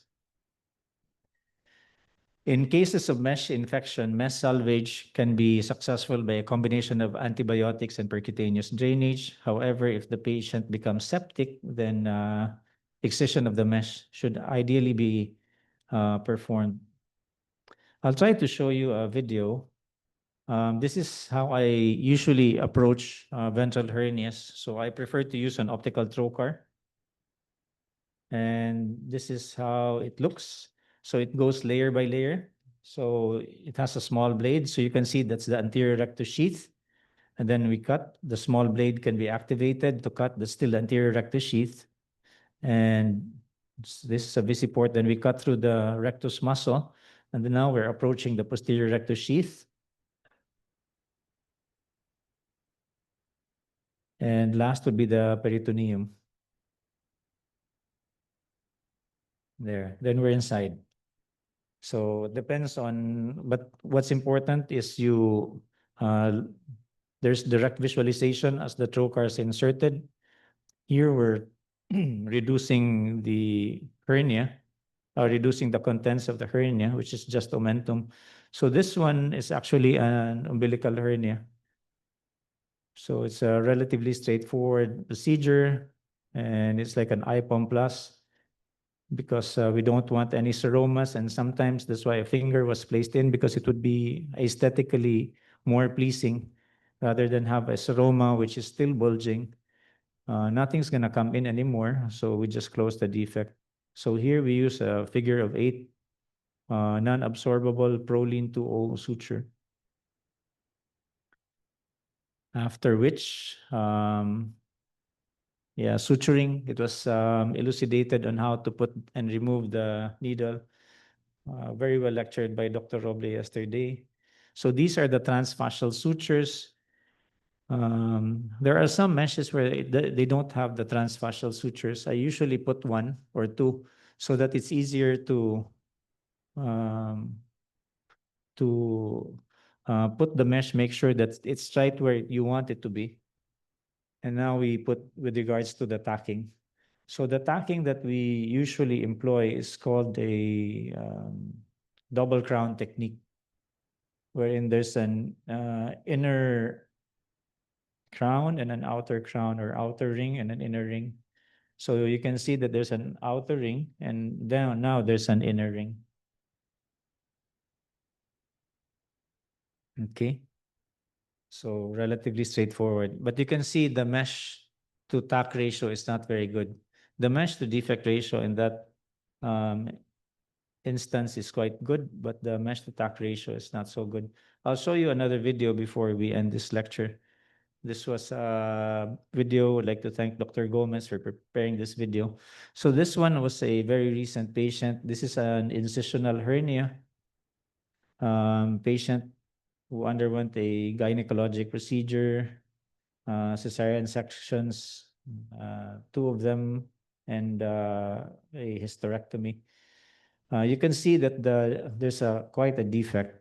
This patient, one consideration about this patient is the BMI is 48. So she's very obese, and it was quite difficult to suture or to apply the suture. So you can see that the defect, where's the, I mean, like now it's gonna identify the defect, and you can still see the sutures from the past.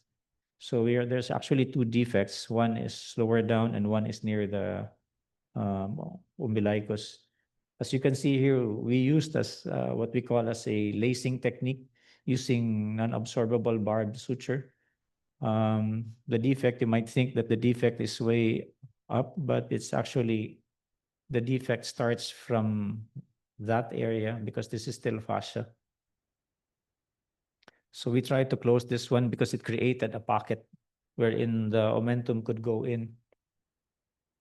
So you could see the difficulty in putting the sutures.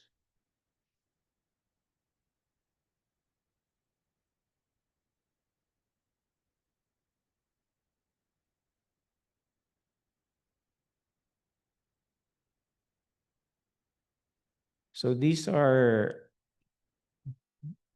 closing the defect and making the defect smaller gives us a better ratio. With the barbed sutures, sometimes what I do is I put a hemalock just so that we could tighten or hold it temporarily. And then apply more sutures, and then you can just tighten everything after. And use hemalock actually to also lock the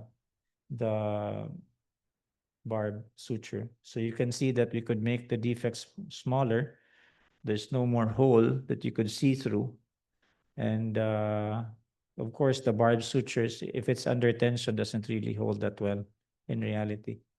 So it's either you make another suture, knot it, or put hemalock to make sure that it doesn't run away.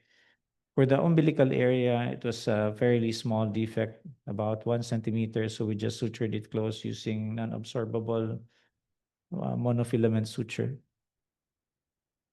We'll try to move a bit forward so to make things. So now these are putting the transfascial sutures. We can support, as you put in your suture passer, you can support it with an instrument inside, so that you don't inadvertently puncture any bowel.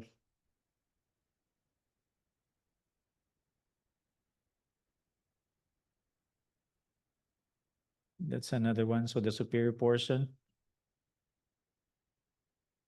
just try to go through it.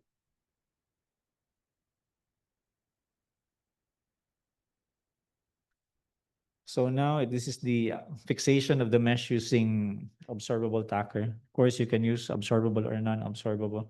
However, the non-absorbable in the past was associated with some lawsuits because it apparently causes pain. So then you have to consider with regards to this one, this is about a 10 by 15 centimeter mesh.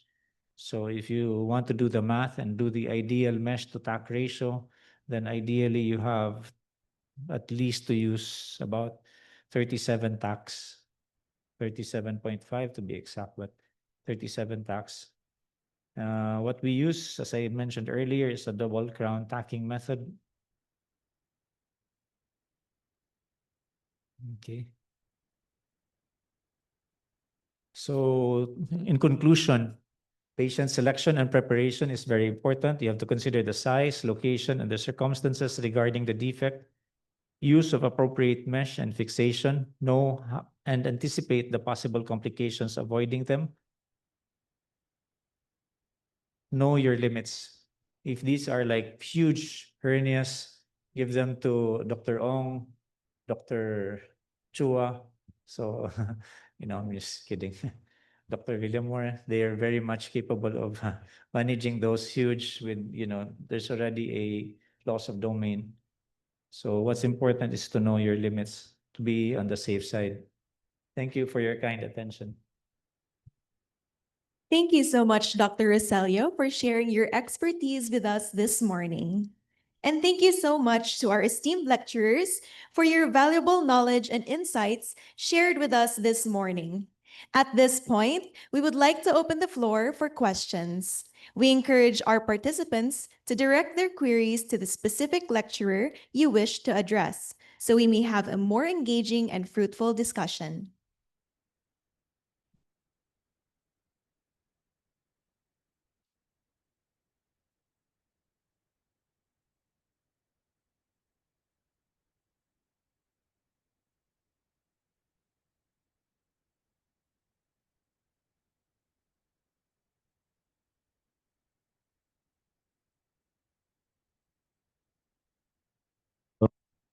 Uh,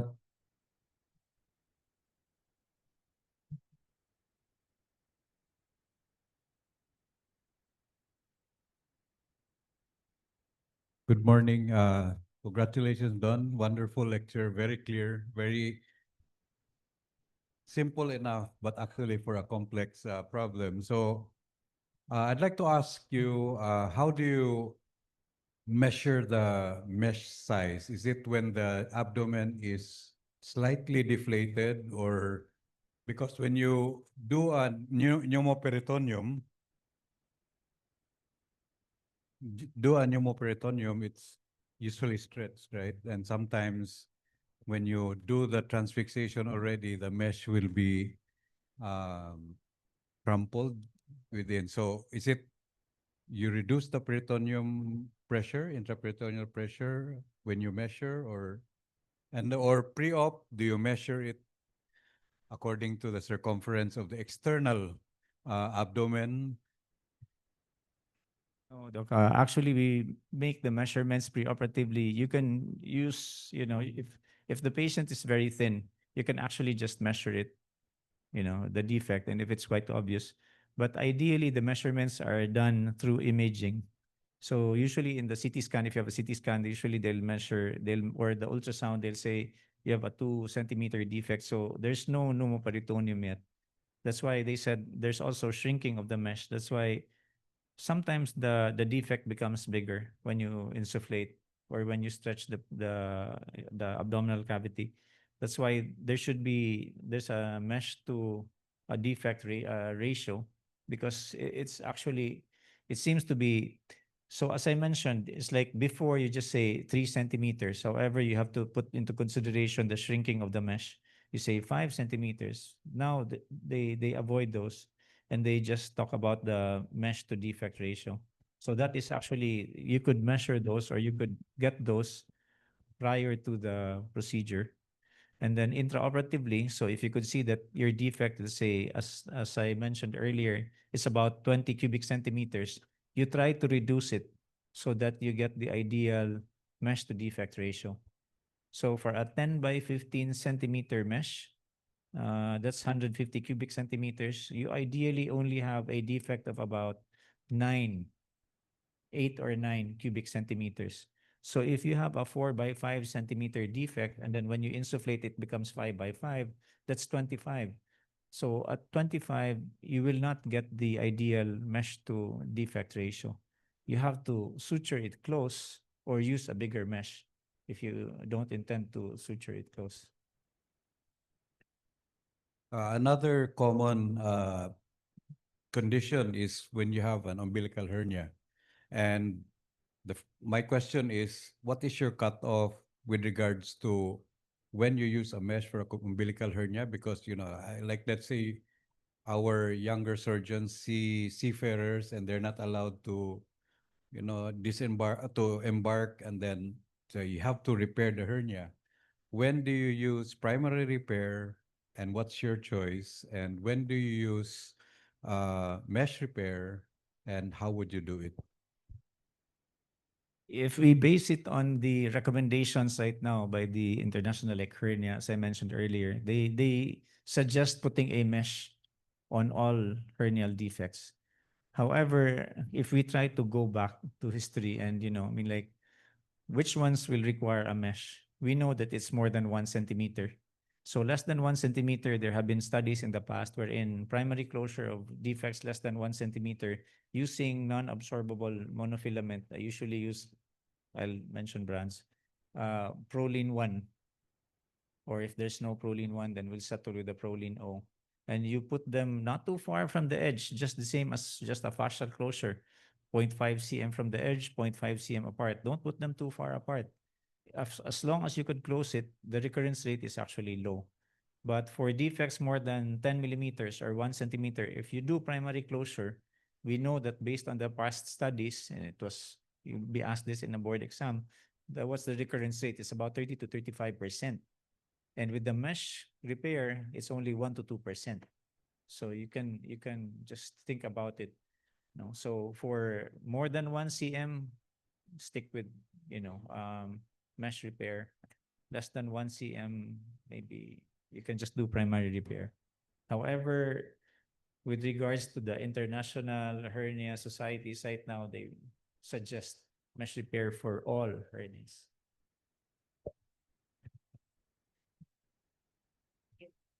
Thank you so much for that fruitful discussion.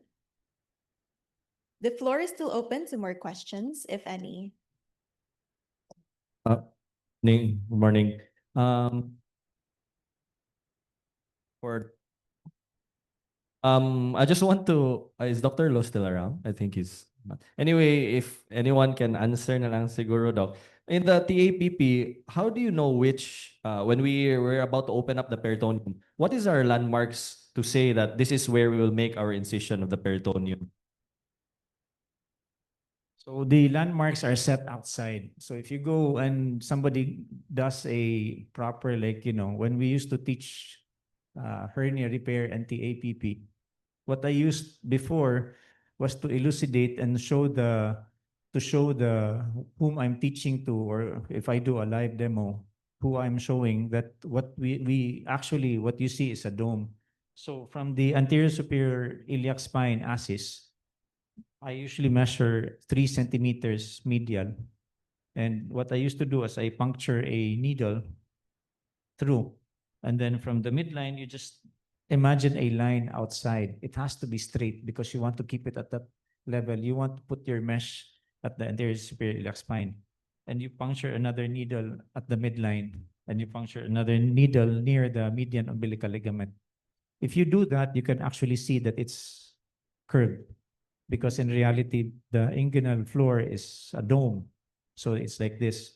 So if you use a preformed mesh, because there are preformed meshes available, right? So preformed mesh, when you put them, they're actually shaped like this. They're preformed. They're not the flat mesh. If you use a flat mesh, of course, it looks flat. But when you put it inside, it will always wrinkle because they're not preformed. There'll always be a wrinkle at the bottom. But when you use a preformed, it will be shaped like this. So when you ask again, where's the landmark? It's set actually from outside.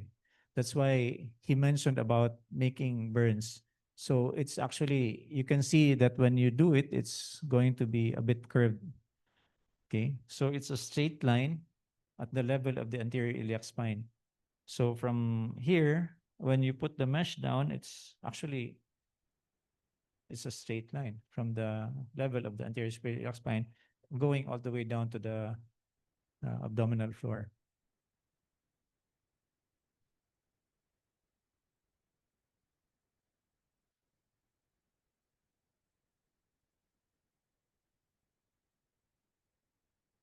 In addition,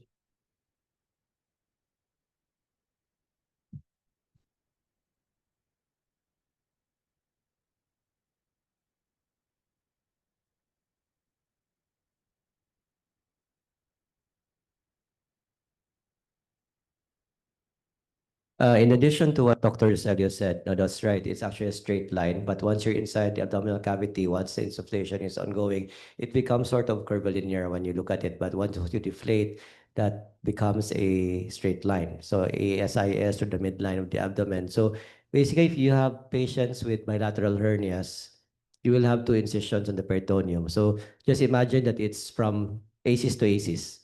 Okay, so if you're doing a unilateral procedure, it's still the same. It's ACIS to the midline, which will connect into a straight line to the opposite ACIS. Now, There's a paper published by the group of Edward Felix that's basically becoming the gold standard now when they publish the golden rules of inguinal hernia repair. So if you take a look at that, there are specific instructions on how to do a laparoscopic inguinal hernia repair, whether it's TAPP or TEP. These are the same exact landmarks that you will see. The difference is that when you're doing a TAPP, you have to have that at least 3 cm overlap, but in their paper, it's at 3 to 4 cm. But you should not limit yourself to that only. If you're dealing with much bigger hernias, then you do not basically follow the ASIS. You have to measure at least 3, 4, or even higher, bigger overlap area. So you can actually incise your peritoneum at 5 cm above that inguinal ring, that defect, if your defect is also big. It also plays a role if your patient is a tall Caucasian or yeah, tall Filipino. Anybody who is a lot taller than usual, then with a big hernia, then you have an allowance to put in a bigger mesh also. Thank you so much, doctors. And we have one question on our online platform. The question is, do we use RD ratio or carbonyl ratio in assessing ventral hernia? And how does it help?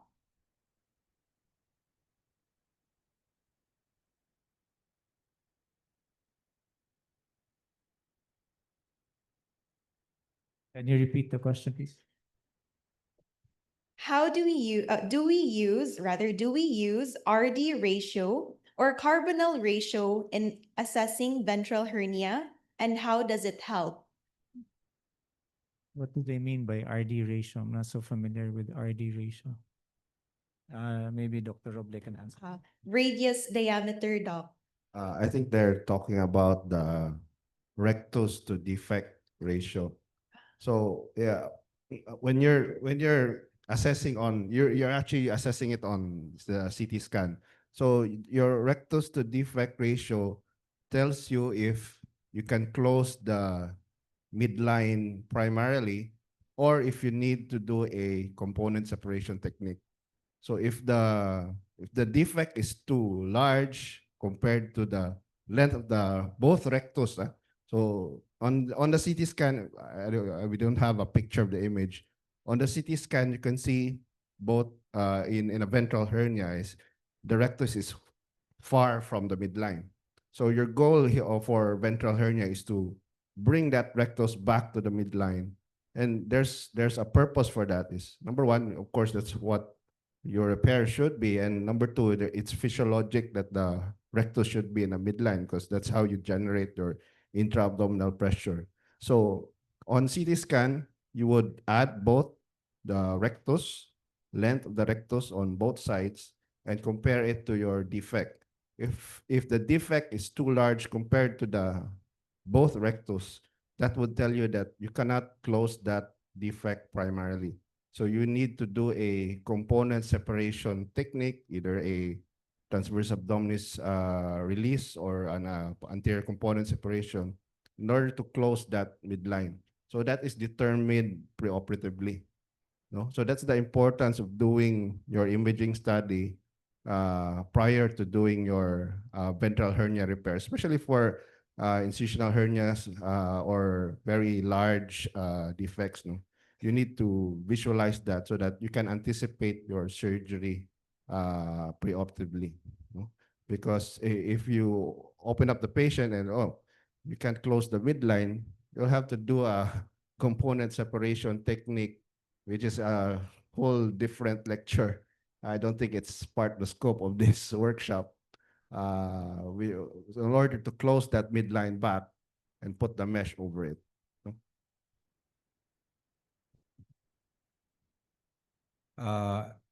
One question for both for the experts here in this room. So I'm sure our young resident or trainees here would want to venture if they're, has accumulated a lot of cases already into hernia repair. And what are the difficulties of hernia repair? And we suggest that they do TAP, right, rather than TEP. You think so? Yeah. So it's a matter of choice. But for ease of anatomy, it would be top. So one of the difficulties there is developing the peritoneum.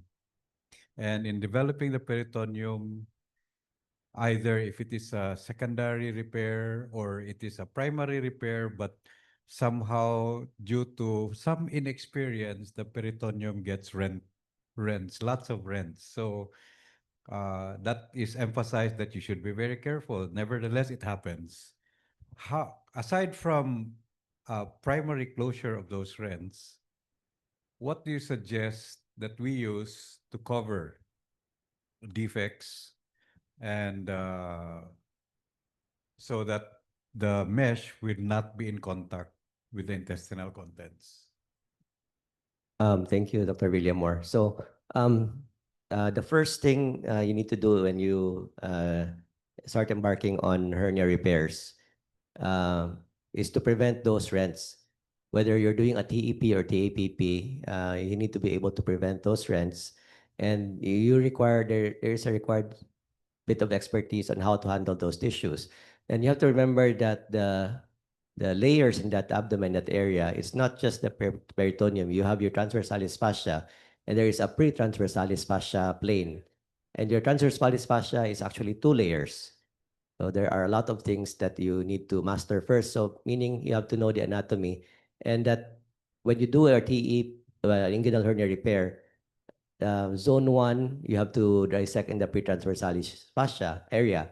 And on the other side, in the bogros, you have to dissect on the preperitoneal space. So those are very minute differences, but they play a big role in the differences. So you have to be able to master those at first.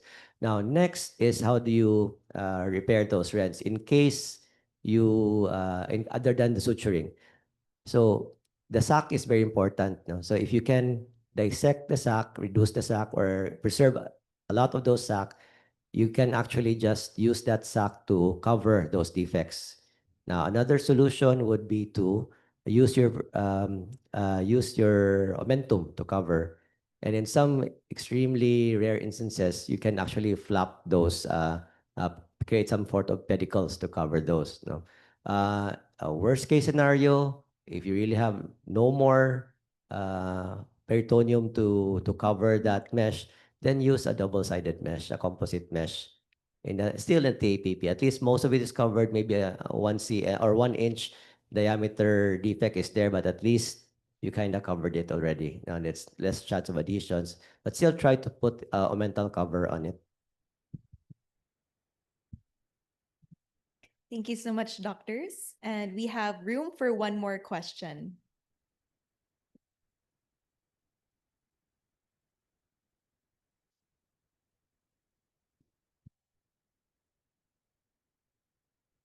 Another that you could use is the median umbilical ligament. I think Dr. Villamor mentioned it here where we were talking. So some patients have huge median umbilical ligaments. It's redundant, so you could use it actually to cover the defect as well. Okay, you could flip it laterally, so to cover the defect. You have to think about defects and hernias. Some hernias, you think of them only as an inguinal hernia, but there are some inguinal hernias which actually extend superiorly, and they're already considered as abdominal wall hernias or ventral hernias. So it's a combination of both. So I think Dr. Henry Chua also mentioned that you need to have a overlap of about 4 to 5 centimeter. So some inguinal hernias actually extend, I'll mention it again, superiorly. Some of them will extend lateral to the rectus. So that's already a combination of and some of them will have, we've seen direct inguinal hernias, which are so huge, they extend superiorly and about 8 centimeters superiorly. So in that case, when we talked about how you open the peritoneum, that will make a difference on how you open the peritoneum. Okay. And you cannot use just a single mesh for those. You might use a very huge mesh, or you can overlap meshes in some instances. Thank you so much, doctors. Well, if there are no more questions, we will now proceed on with our program. May we kindly ask everyone to take a few minutes to answer our post-workshop survey because your feedback is very important to us in making future workshops even better. So we're lacking a few responses. Kindly answer the survey so that we may be able to provide better future workshops in the future. So you can scan the QR code being flashed on screen right now, and it only take a short while. And as of now, we only have 3 more lacking responses.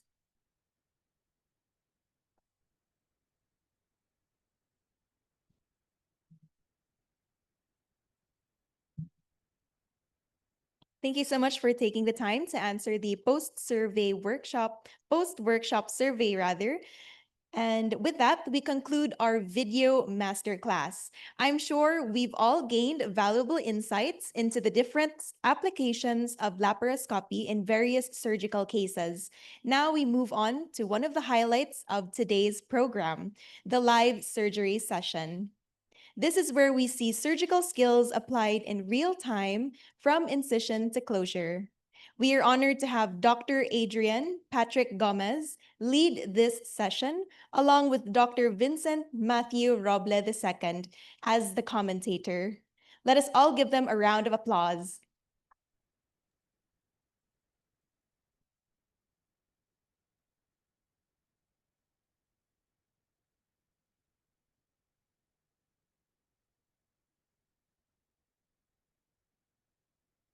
Tama.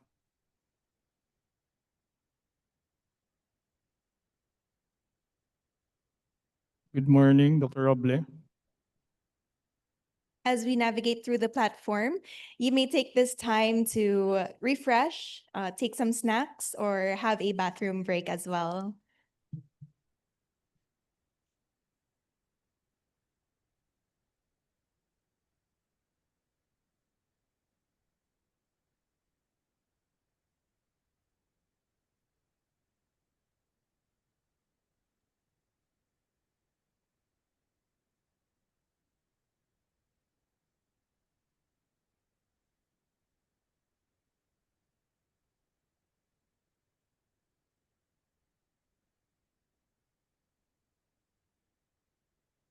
No.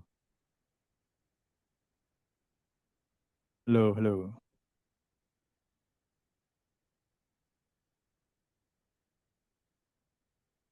Hello, test one. Test 1, 2. Okay. And now,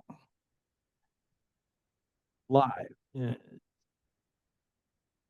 Cebu Doctors University Hospital.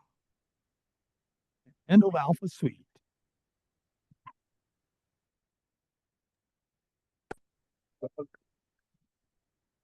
Fluorescence guided laparoscopic cholecystectomy. Possible open.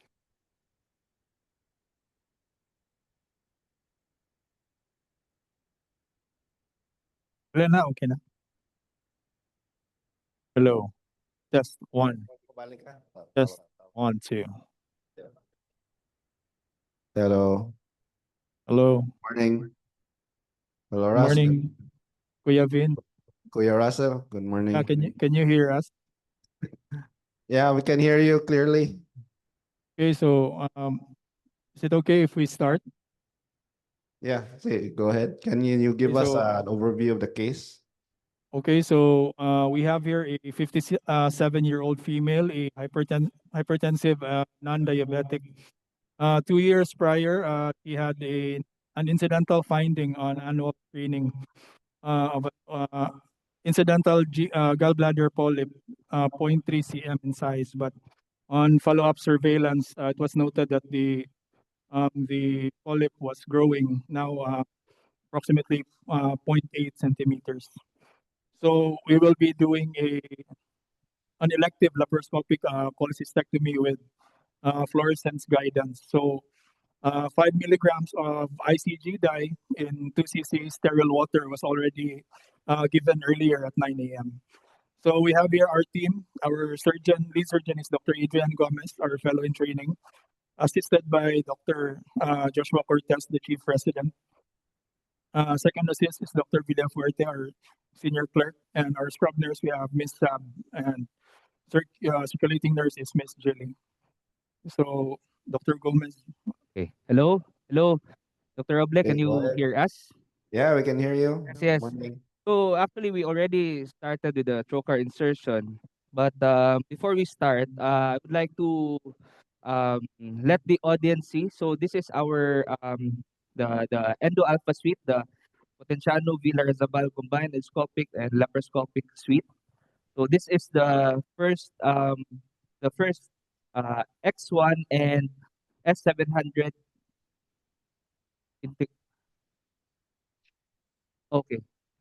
So this is the first in the region in Southeast Asia, the X1 and um, S700 integrated OR. So this has a second floor, a viewing room for audience or some students or lecturers to look at the surgery live. So here, okay. Are you, Dr. Robler, are you able to see Yeah, the? we can see. Can you show us around the room? Yeah, yeah. How large? Oh, So there's a here, label this is there. our anesthesia machine, our ESU, and behind Joshua is the OTV S700 and the light source and insufflator. Okay? Okay, Sige. thank you. Okay. So as with any laparoscopic surgery, the first step is to do a diagnostic laparoscopy. In this case, we assess the if there are any bowel injuries. As you can see, there are no bowel injuries. Next is we assess the status of the gallbladder and do a limited diagnostic laparoscopy. Assess the pelvis, the liver, the falciform ligament, okay, and then the other side.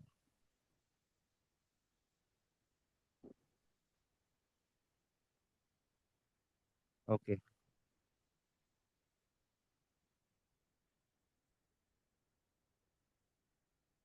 And then we reposition the patient. Can we do a head up and right side up? And insert the working trocars.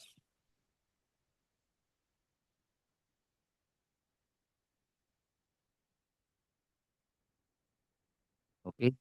So for our first trocar, we insert it at the subxiphoid area, no? And we locate the edge of the liver. Our landmark is the xiphoid process, and then we insert around 2 to 3 finger beds below it.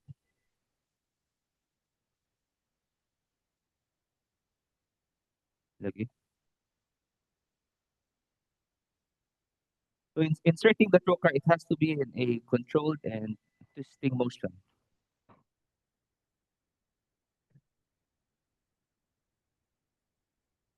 And next, we assess the gallbladder and insert the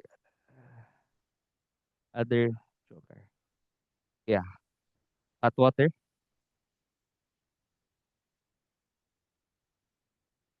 So for our residents here, no, since we will be positioning the patient in a head up, right side up, make sure that the patient If you have any questions, no, Okay.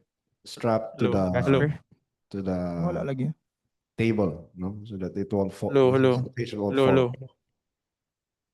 Yeah, go ahead. We can hear you. Okay.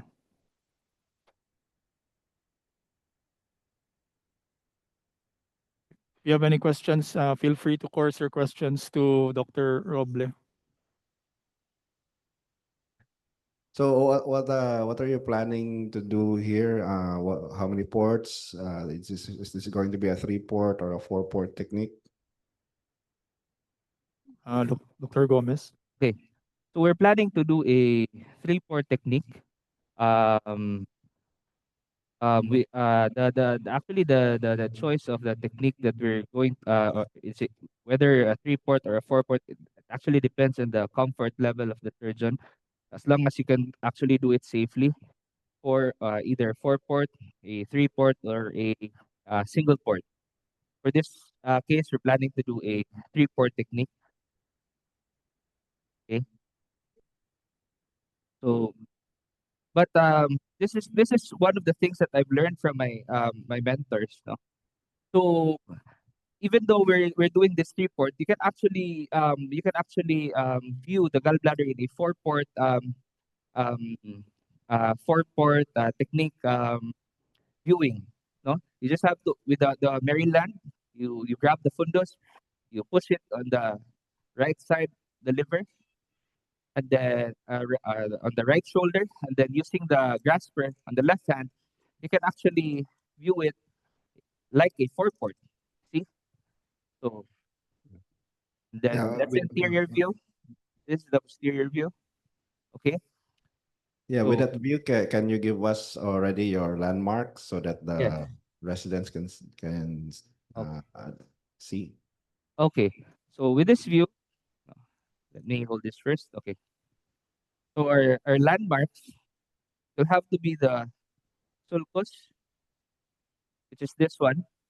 The sulcus, the first part of the duodenum, the CBD here, the junction of the cystic duct and the R4U line, and then the pulsating common hepatic artery. Okay, so before we start dissecting, we would like to ask if maybe we can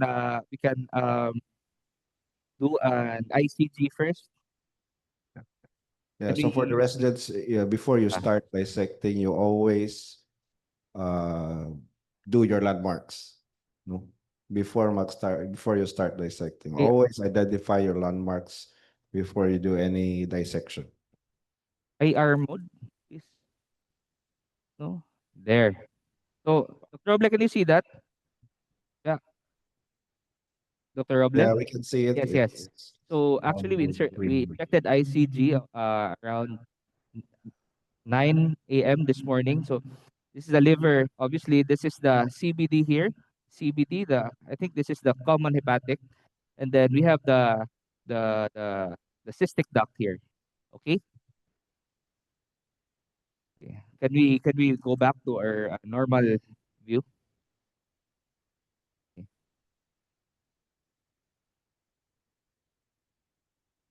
Mm. Okay. Audrey. So first of all, before we start, this is what I learned from Dr. Lucelio. No, the we're on actually it's not he's not fast, but he just knows where to open the peritoneum. So is it A, B, or C? So it's usually on the B, on the junction where the cystic duct or the infundibulocystic junction. Okay, so we open the peritoneum. We open the posterior deep peritonealization. So as you can see, I'm actually not I do not engage my ESU when I cannot see the can you zoom in? Yes. When I do not engage my ESU when I cannot see the silhouette of my hook. So this means that it's only the peritoneum that I am dissecting.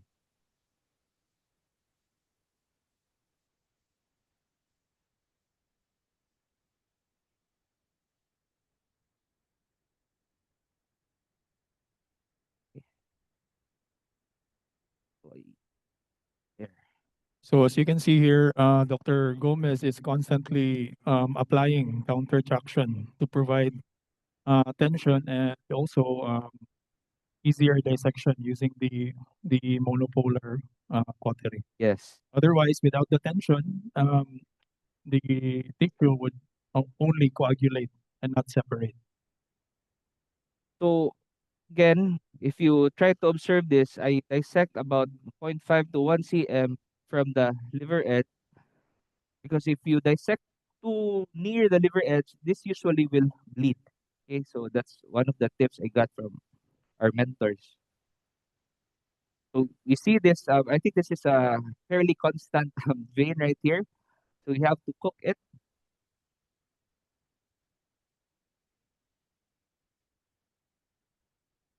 All right. And then next we move to the an- anterior portion, or anterior deperitonealization. Okay, Maryland. So our goal here is to make this triangle, or make the triangle of Calo, or widen, make this flat and wide. So sometimes, what I usually want to do, because in three part, this fundus right here is obscuring the view of the triangle of Calo. What I do is I like to dissect first this one. Now, if we dissect this one out of the liver bed, and then we roll this fundus to the lateral portion. Do you agree with me, Dr. Obenza? Yes, go ahead. So let me show you. Zoom in.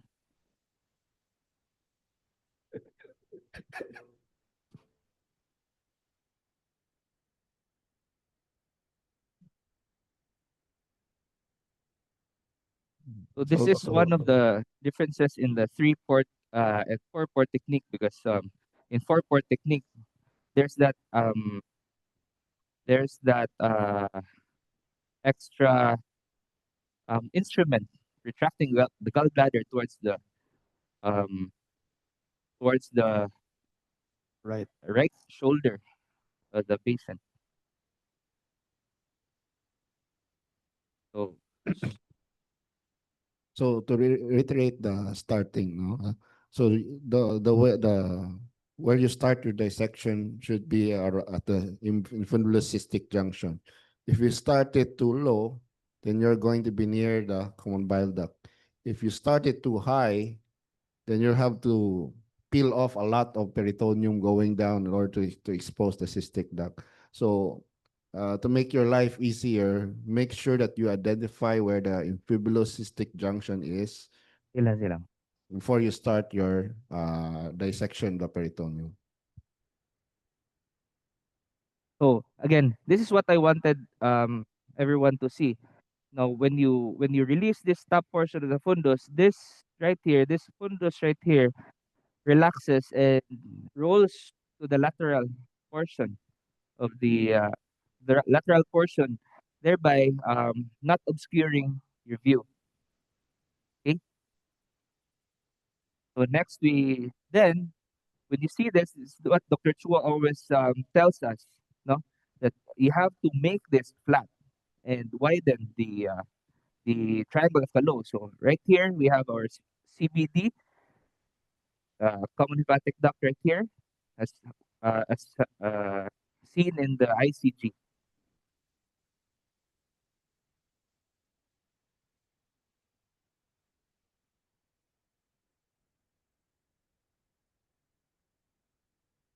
So if the audience has questions, I think Dr. Obenza can uh, answer it for me. Kuya Vincent, are there any questions from the audience? Do you have any questions?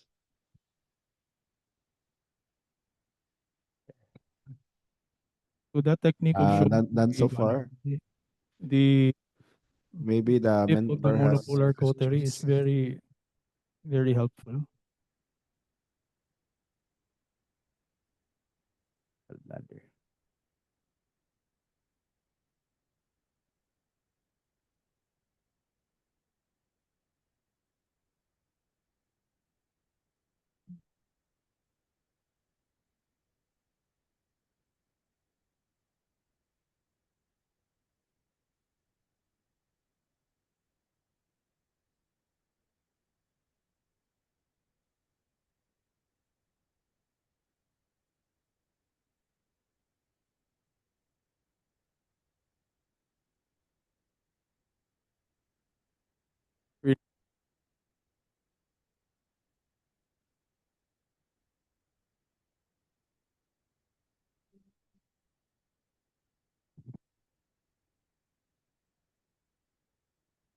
Yeah. No.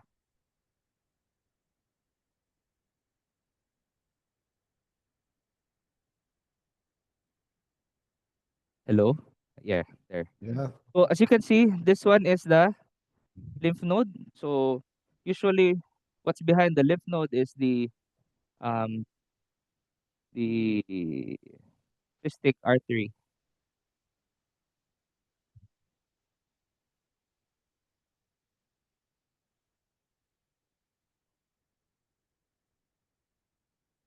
So what are you starting to see there at the back? I think that's the cystic duct Yeah, or presumed. It's not yet presumed. confirmed. But I want to go slow right here because sometimes you might nick the posterior branch of the posterior cystic artery. That's troublesome. Uh,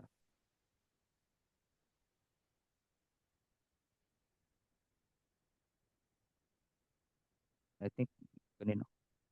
Yeah. Interior.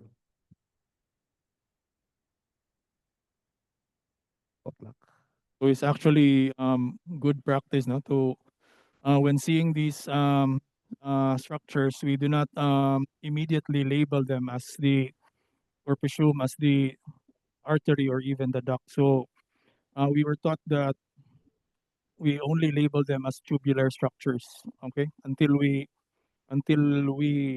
dissect the triangle free of the fat and achieve the critical view of safety.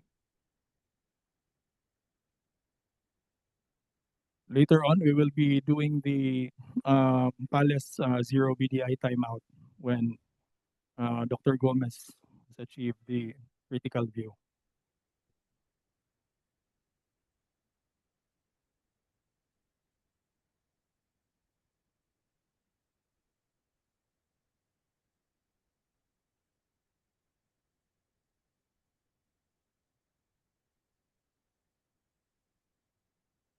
So as you're dissecting there, you already have your ICG available. You can actually alternate turning on your ICG so you Okay. can check your position of the cystic duct and the common bile duct periodically. So Okay. there, yeah. So this So is actually already the overlay mode for the ICG. yeah, Hello? Can you hear me, Doc? yeah, yes. Yes.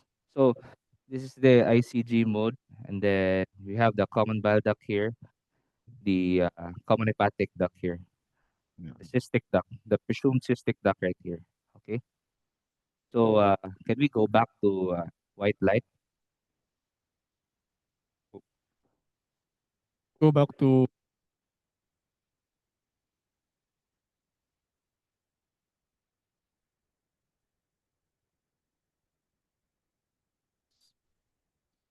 So I guess you're starting to dissect already the cystic plate at that area. Mm. okay, roll goes.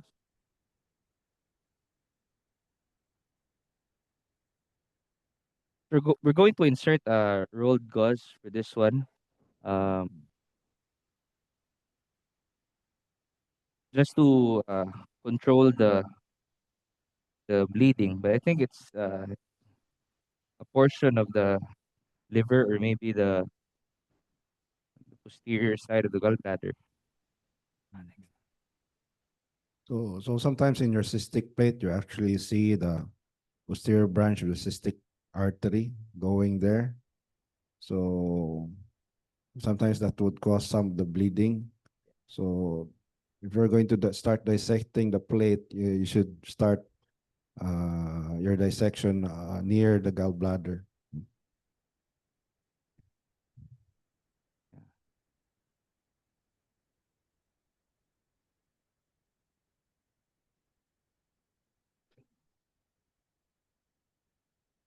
Yeah. If you're going to have some bleeding, you can Yes. always apply pressure.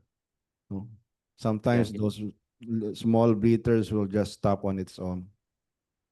Small oozers. So So just So apply for pressure. You don't have to be worried about it too much. so this is actually there are a lot of options actually to control the bleeding, but for this one, a direct pressure to the site. Most probably, this is the liver where this is a traction injury. Um, so yeah, I'm planning to. This is what I learned from Dr. Chua. Room. Put the gauze in between the put the gauze in between um the window, the stick structures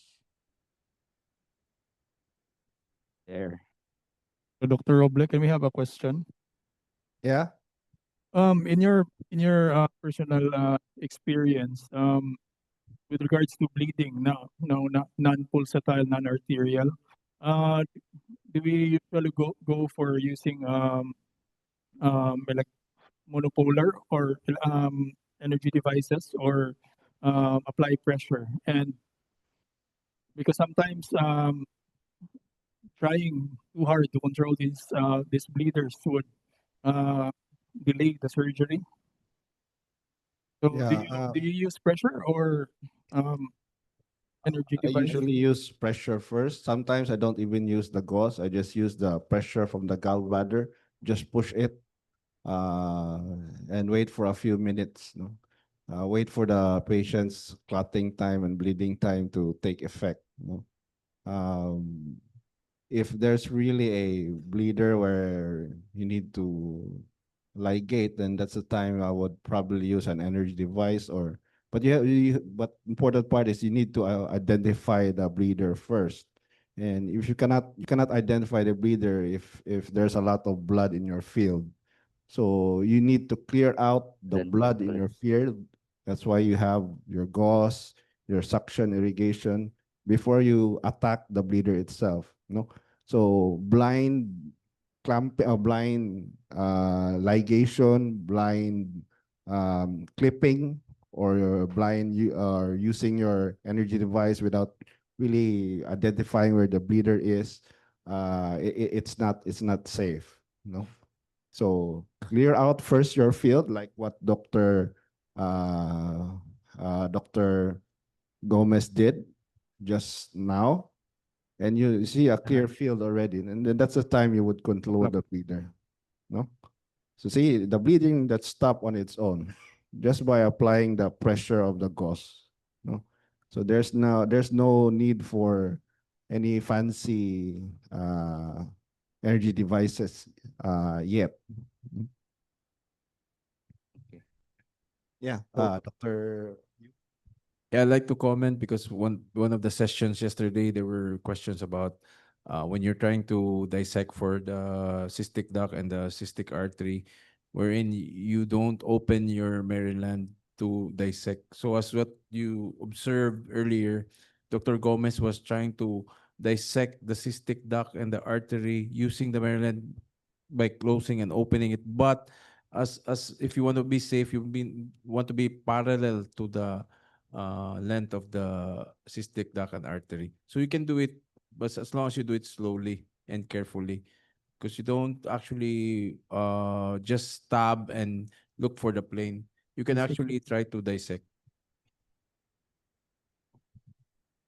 So Dr. Gomez, what our next step?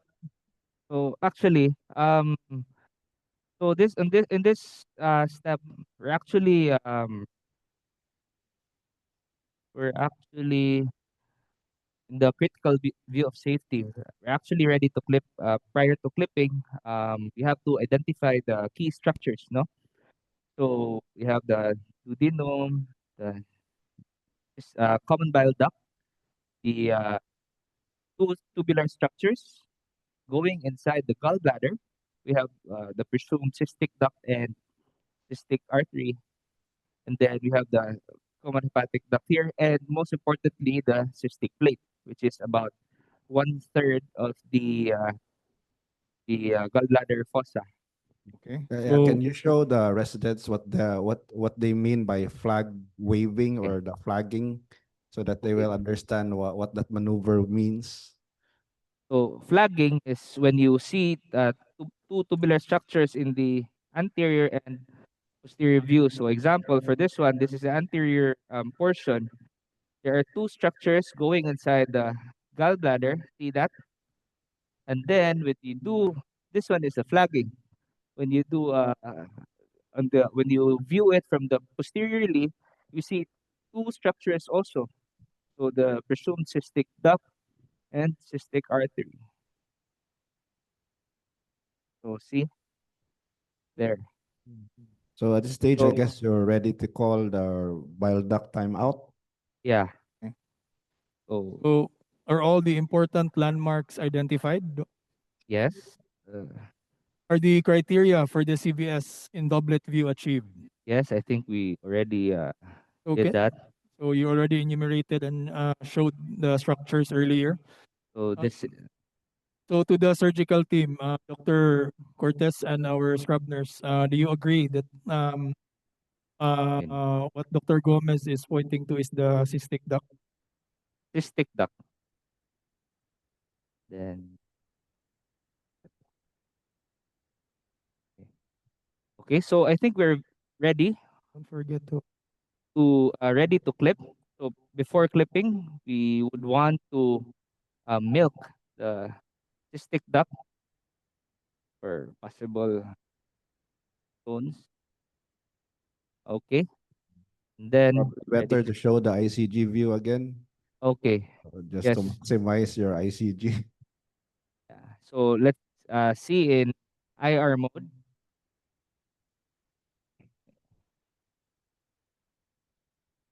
See? Oh, so this one is the CBD, the one that we're going to clip. This one is the cystic duct, right? Gallbladder. So the one behind is the cystic artery.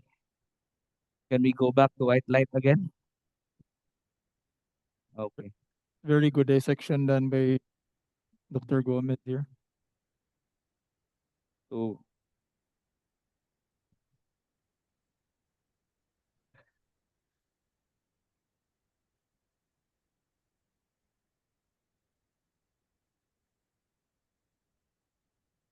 Can we have a show of hands of the residents? In your respective institutions, do you use the Hemolock plastic clips, or do some of you have experience on using the titanium clips for clipping thank you. the the two structures?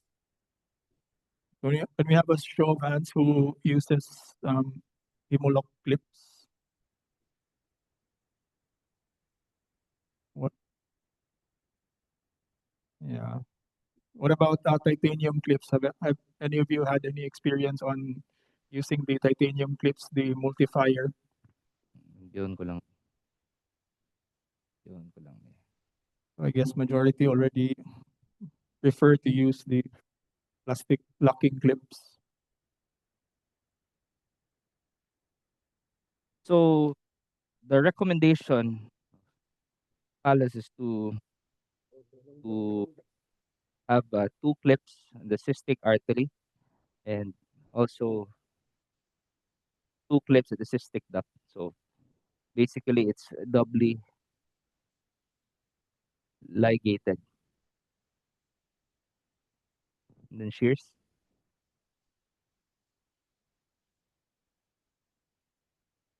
Mag-click tarong, dugo na ng dugo.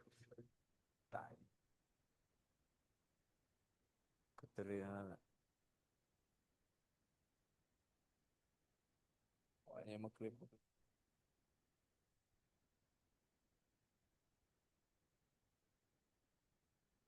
Okay.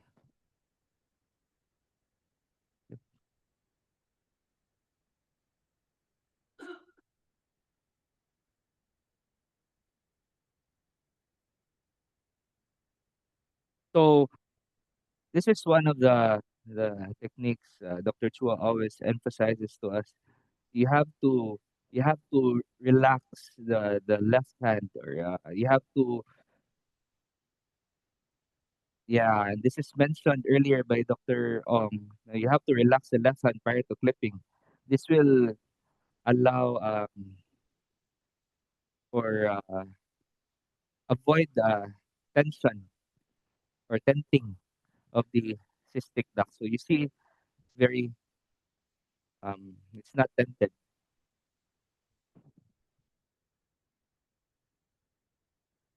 Okay.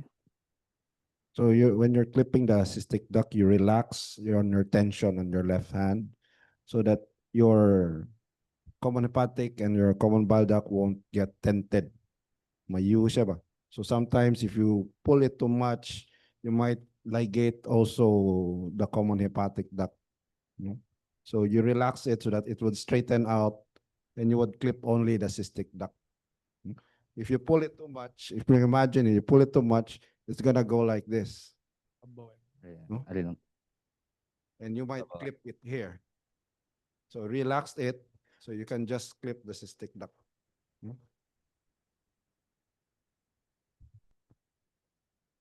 Can you show me the edge? Oh no. And for Hemolux, you have to make sure that there's a lock at the other side. It has to be able to surround the whole tissue. There. So the last portion to dissect the gallbladder from the liver bed. Uh, yeah.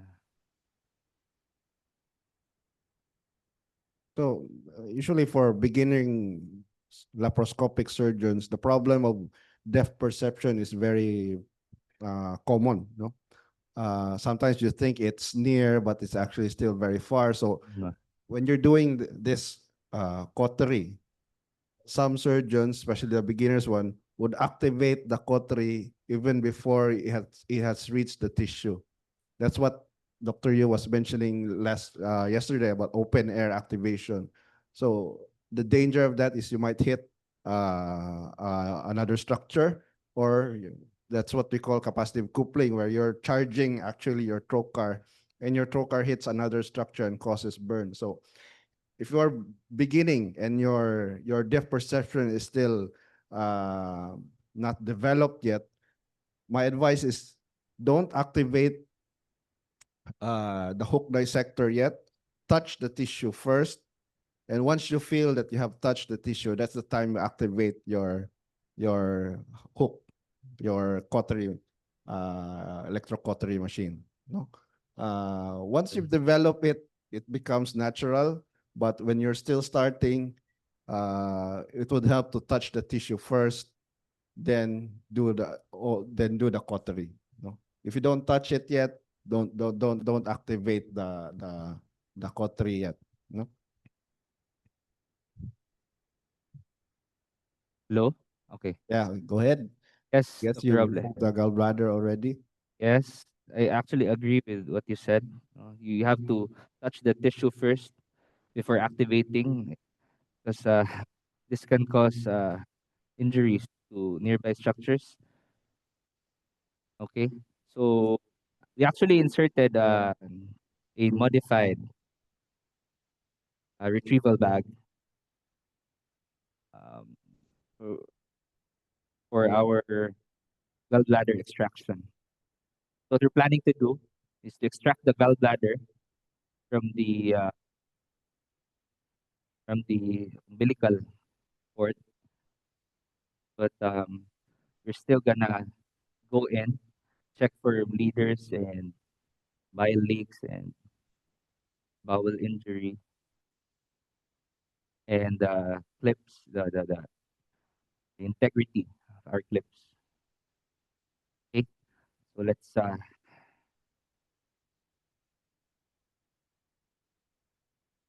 okay. So what's that? Okay, Dr. Roble, are there any more questions from the floor? Do you have any more questions from the residents or from the consultants? Because if there are none, We will just be going in later for the removal of the secondary working parts. Let's go inside. Okay. So it's actually important that if you see this, it's actually important that the abdomen is disinflated before we go in. So this will release the pressure of the insufflation again because of the insufflation pressure. This will impede some of the small. This will act as a um, hemostatic. This has a hemostatic effect. Parang So it's tamponad. yes, it can tamponade. So it's actually good that you exit you extract the specimen first, keep it disinflated, and prior to going in again. So, and then you see if there are any bleeders or Those, so again we're inside. Okay.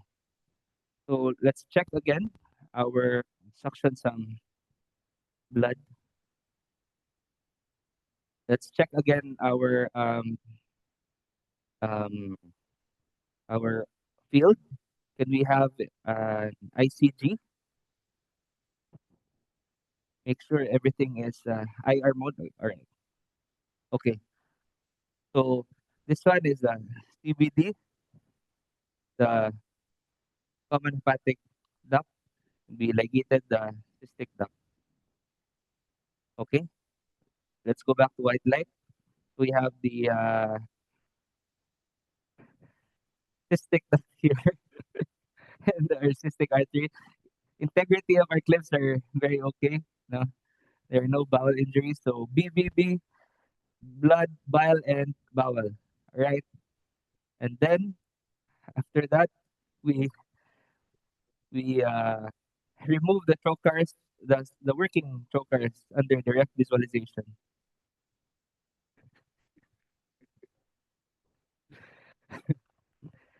Oh no, Dr. Cell is making fun of me. Okay, so before we exit, there are no bleeding, no bleeding. All right. okay. Then Congratulations, Dr. uh, Gomez, and thank you turn off the everyone. insufflation. Thank you everyone for your kind attention. Very good dissection, Dr. Okay. Gomez. Thank you very much for your demonstration. Are there Thank any you very more? much. Thank you. Thank you very much. Thank you. Are there any more questions from our participants? If you have any more clarifications or you know finer points. So can we have the surgical camera? So in closing the surgical camera. Okay. Oh, wala na.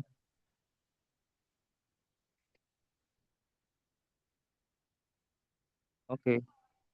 So we have to close the fascia um, under direct visualization.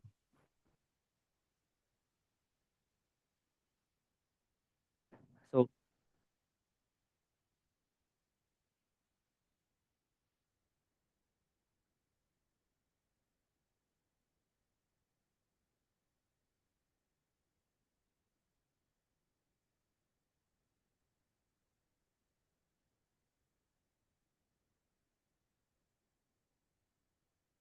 So for all residents, you need to start practicing your skills on the in your simulators. That would help you with your depth perception, your feel of the instruments, no? And then if you're starting off with the surgery, you choose your patients, no, such as this patient, no. So you start first with the easier, supposedly easier gallbladders, so that you can apply all those critical view of safety principles that you have seen today, no? And that would help you progress to more difficult gallbladders, no? So if you're starting, patient selection is always number one on the priority list. Skills, training, familiarization with the anatomy, and patient selection. No? So it's not going to be a race. Not all gallbladders can be done in 30 minutes. Sometimes you get 2, 3 hours, probably sometimes even harder. But if you stick to the principles and you know how to troubleshoot, then you're going to do well, no? Ensure that there's the patient's safety. No? Okay. Do you have any more announcements, Doc Chua? It's okay. We were just troubleshooting.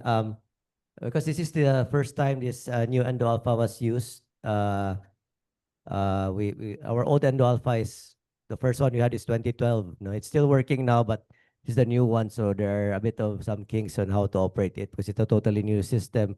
Now we apologize for the quality of the video. This was supposed to be transmitted in 4K via fiber optic cable, but since we had to use Zoom because there are Zoom participants, so the quality was diminished significantly. But rest assured, if you use the real 4K system, it's super crystal clear. It's unfortunate that we were forced to use Zoom for this, but we could have used the fiber optics. It's already laid down. Now, I think in addition to what Dr. Robles said, forget about speed. No? If you're still starting, um, forget about speed. Going slow is safe, and going safe is smooth, and going smooth will be fast. No? Forget about speed, and you just realize, oh, you're done. As long as it's a clean, safe surgery, you'll be okay. And whenever you are in trouble, always call for help. Always. It does not diminish you as a surgeon. Um, it will actually benefit you and the patient. No? Okay, so any questions? Are the certificates here? Are the certificates already here? On the way? Okay, the certificates are on the way. Now, whether you use 3-port, 4-port doesn't matter. Okay? Single port, if you're really adept, go ahead. All the literature will tell us, published peer-reviewed literature will tell us there's no difference if you use single port, 3-port, 4-port, 2-port. It's all safe as long as you are competent and you achieve the critical view. Okay? For PALES requirements, before it was 4-port, dapat 4-port, but the new requirements for you to submit videos, there's already an option to do 3-port. Okay? Supraumbilical, infraumbilical, intraumbilical does not matter. Open Hasson technique versus various needle technique does not matter also. If you go to Europe, nobody uses open technique. Everybody uses various. So to say that open technique is superior to various is totally wrong. Okay, the literature and all the published data will tell you they are equal as long as you know what you are doing. Okay, okay, so finally the certificates are here and we can. Okay, okay. So we will now award the certificates of participation to all those who are present yesterday and today. Again, as I mentioned, this is a certifying workshop which you can use to apply for PALES. So with these certificates, you can already start doing your cases.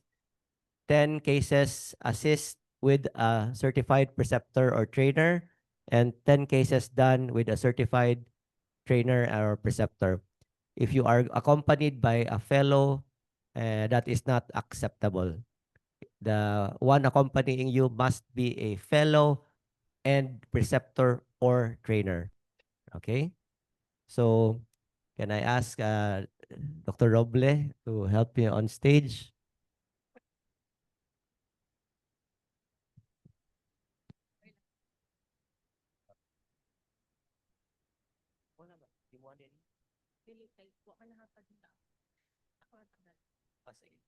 Okay.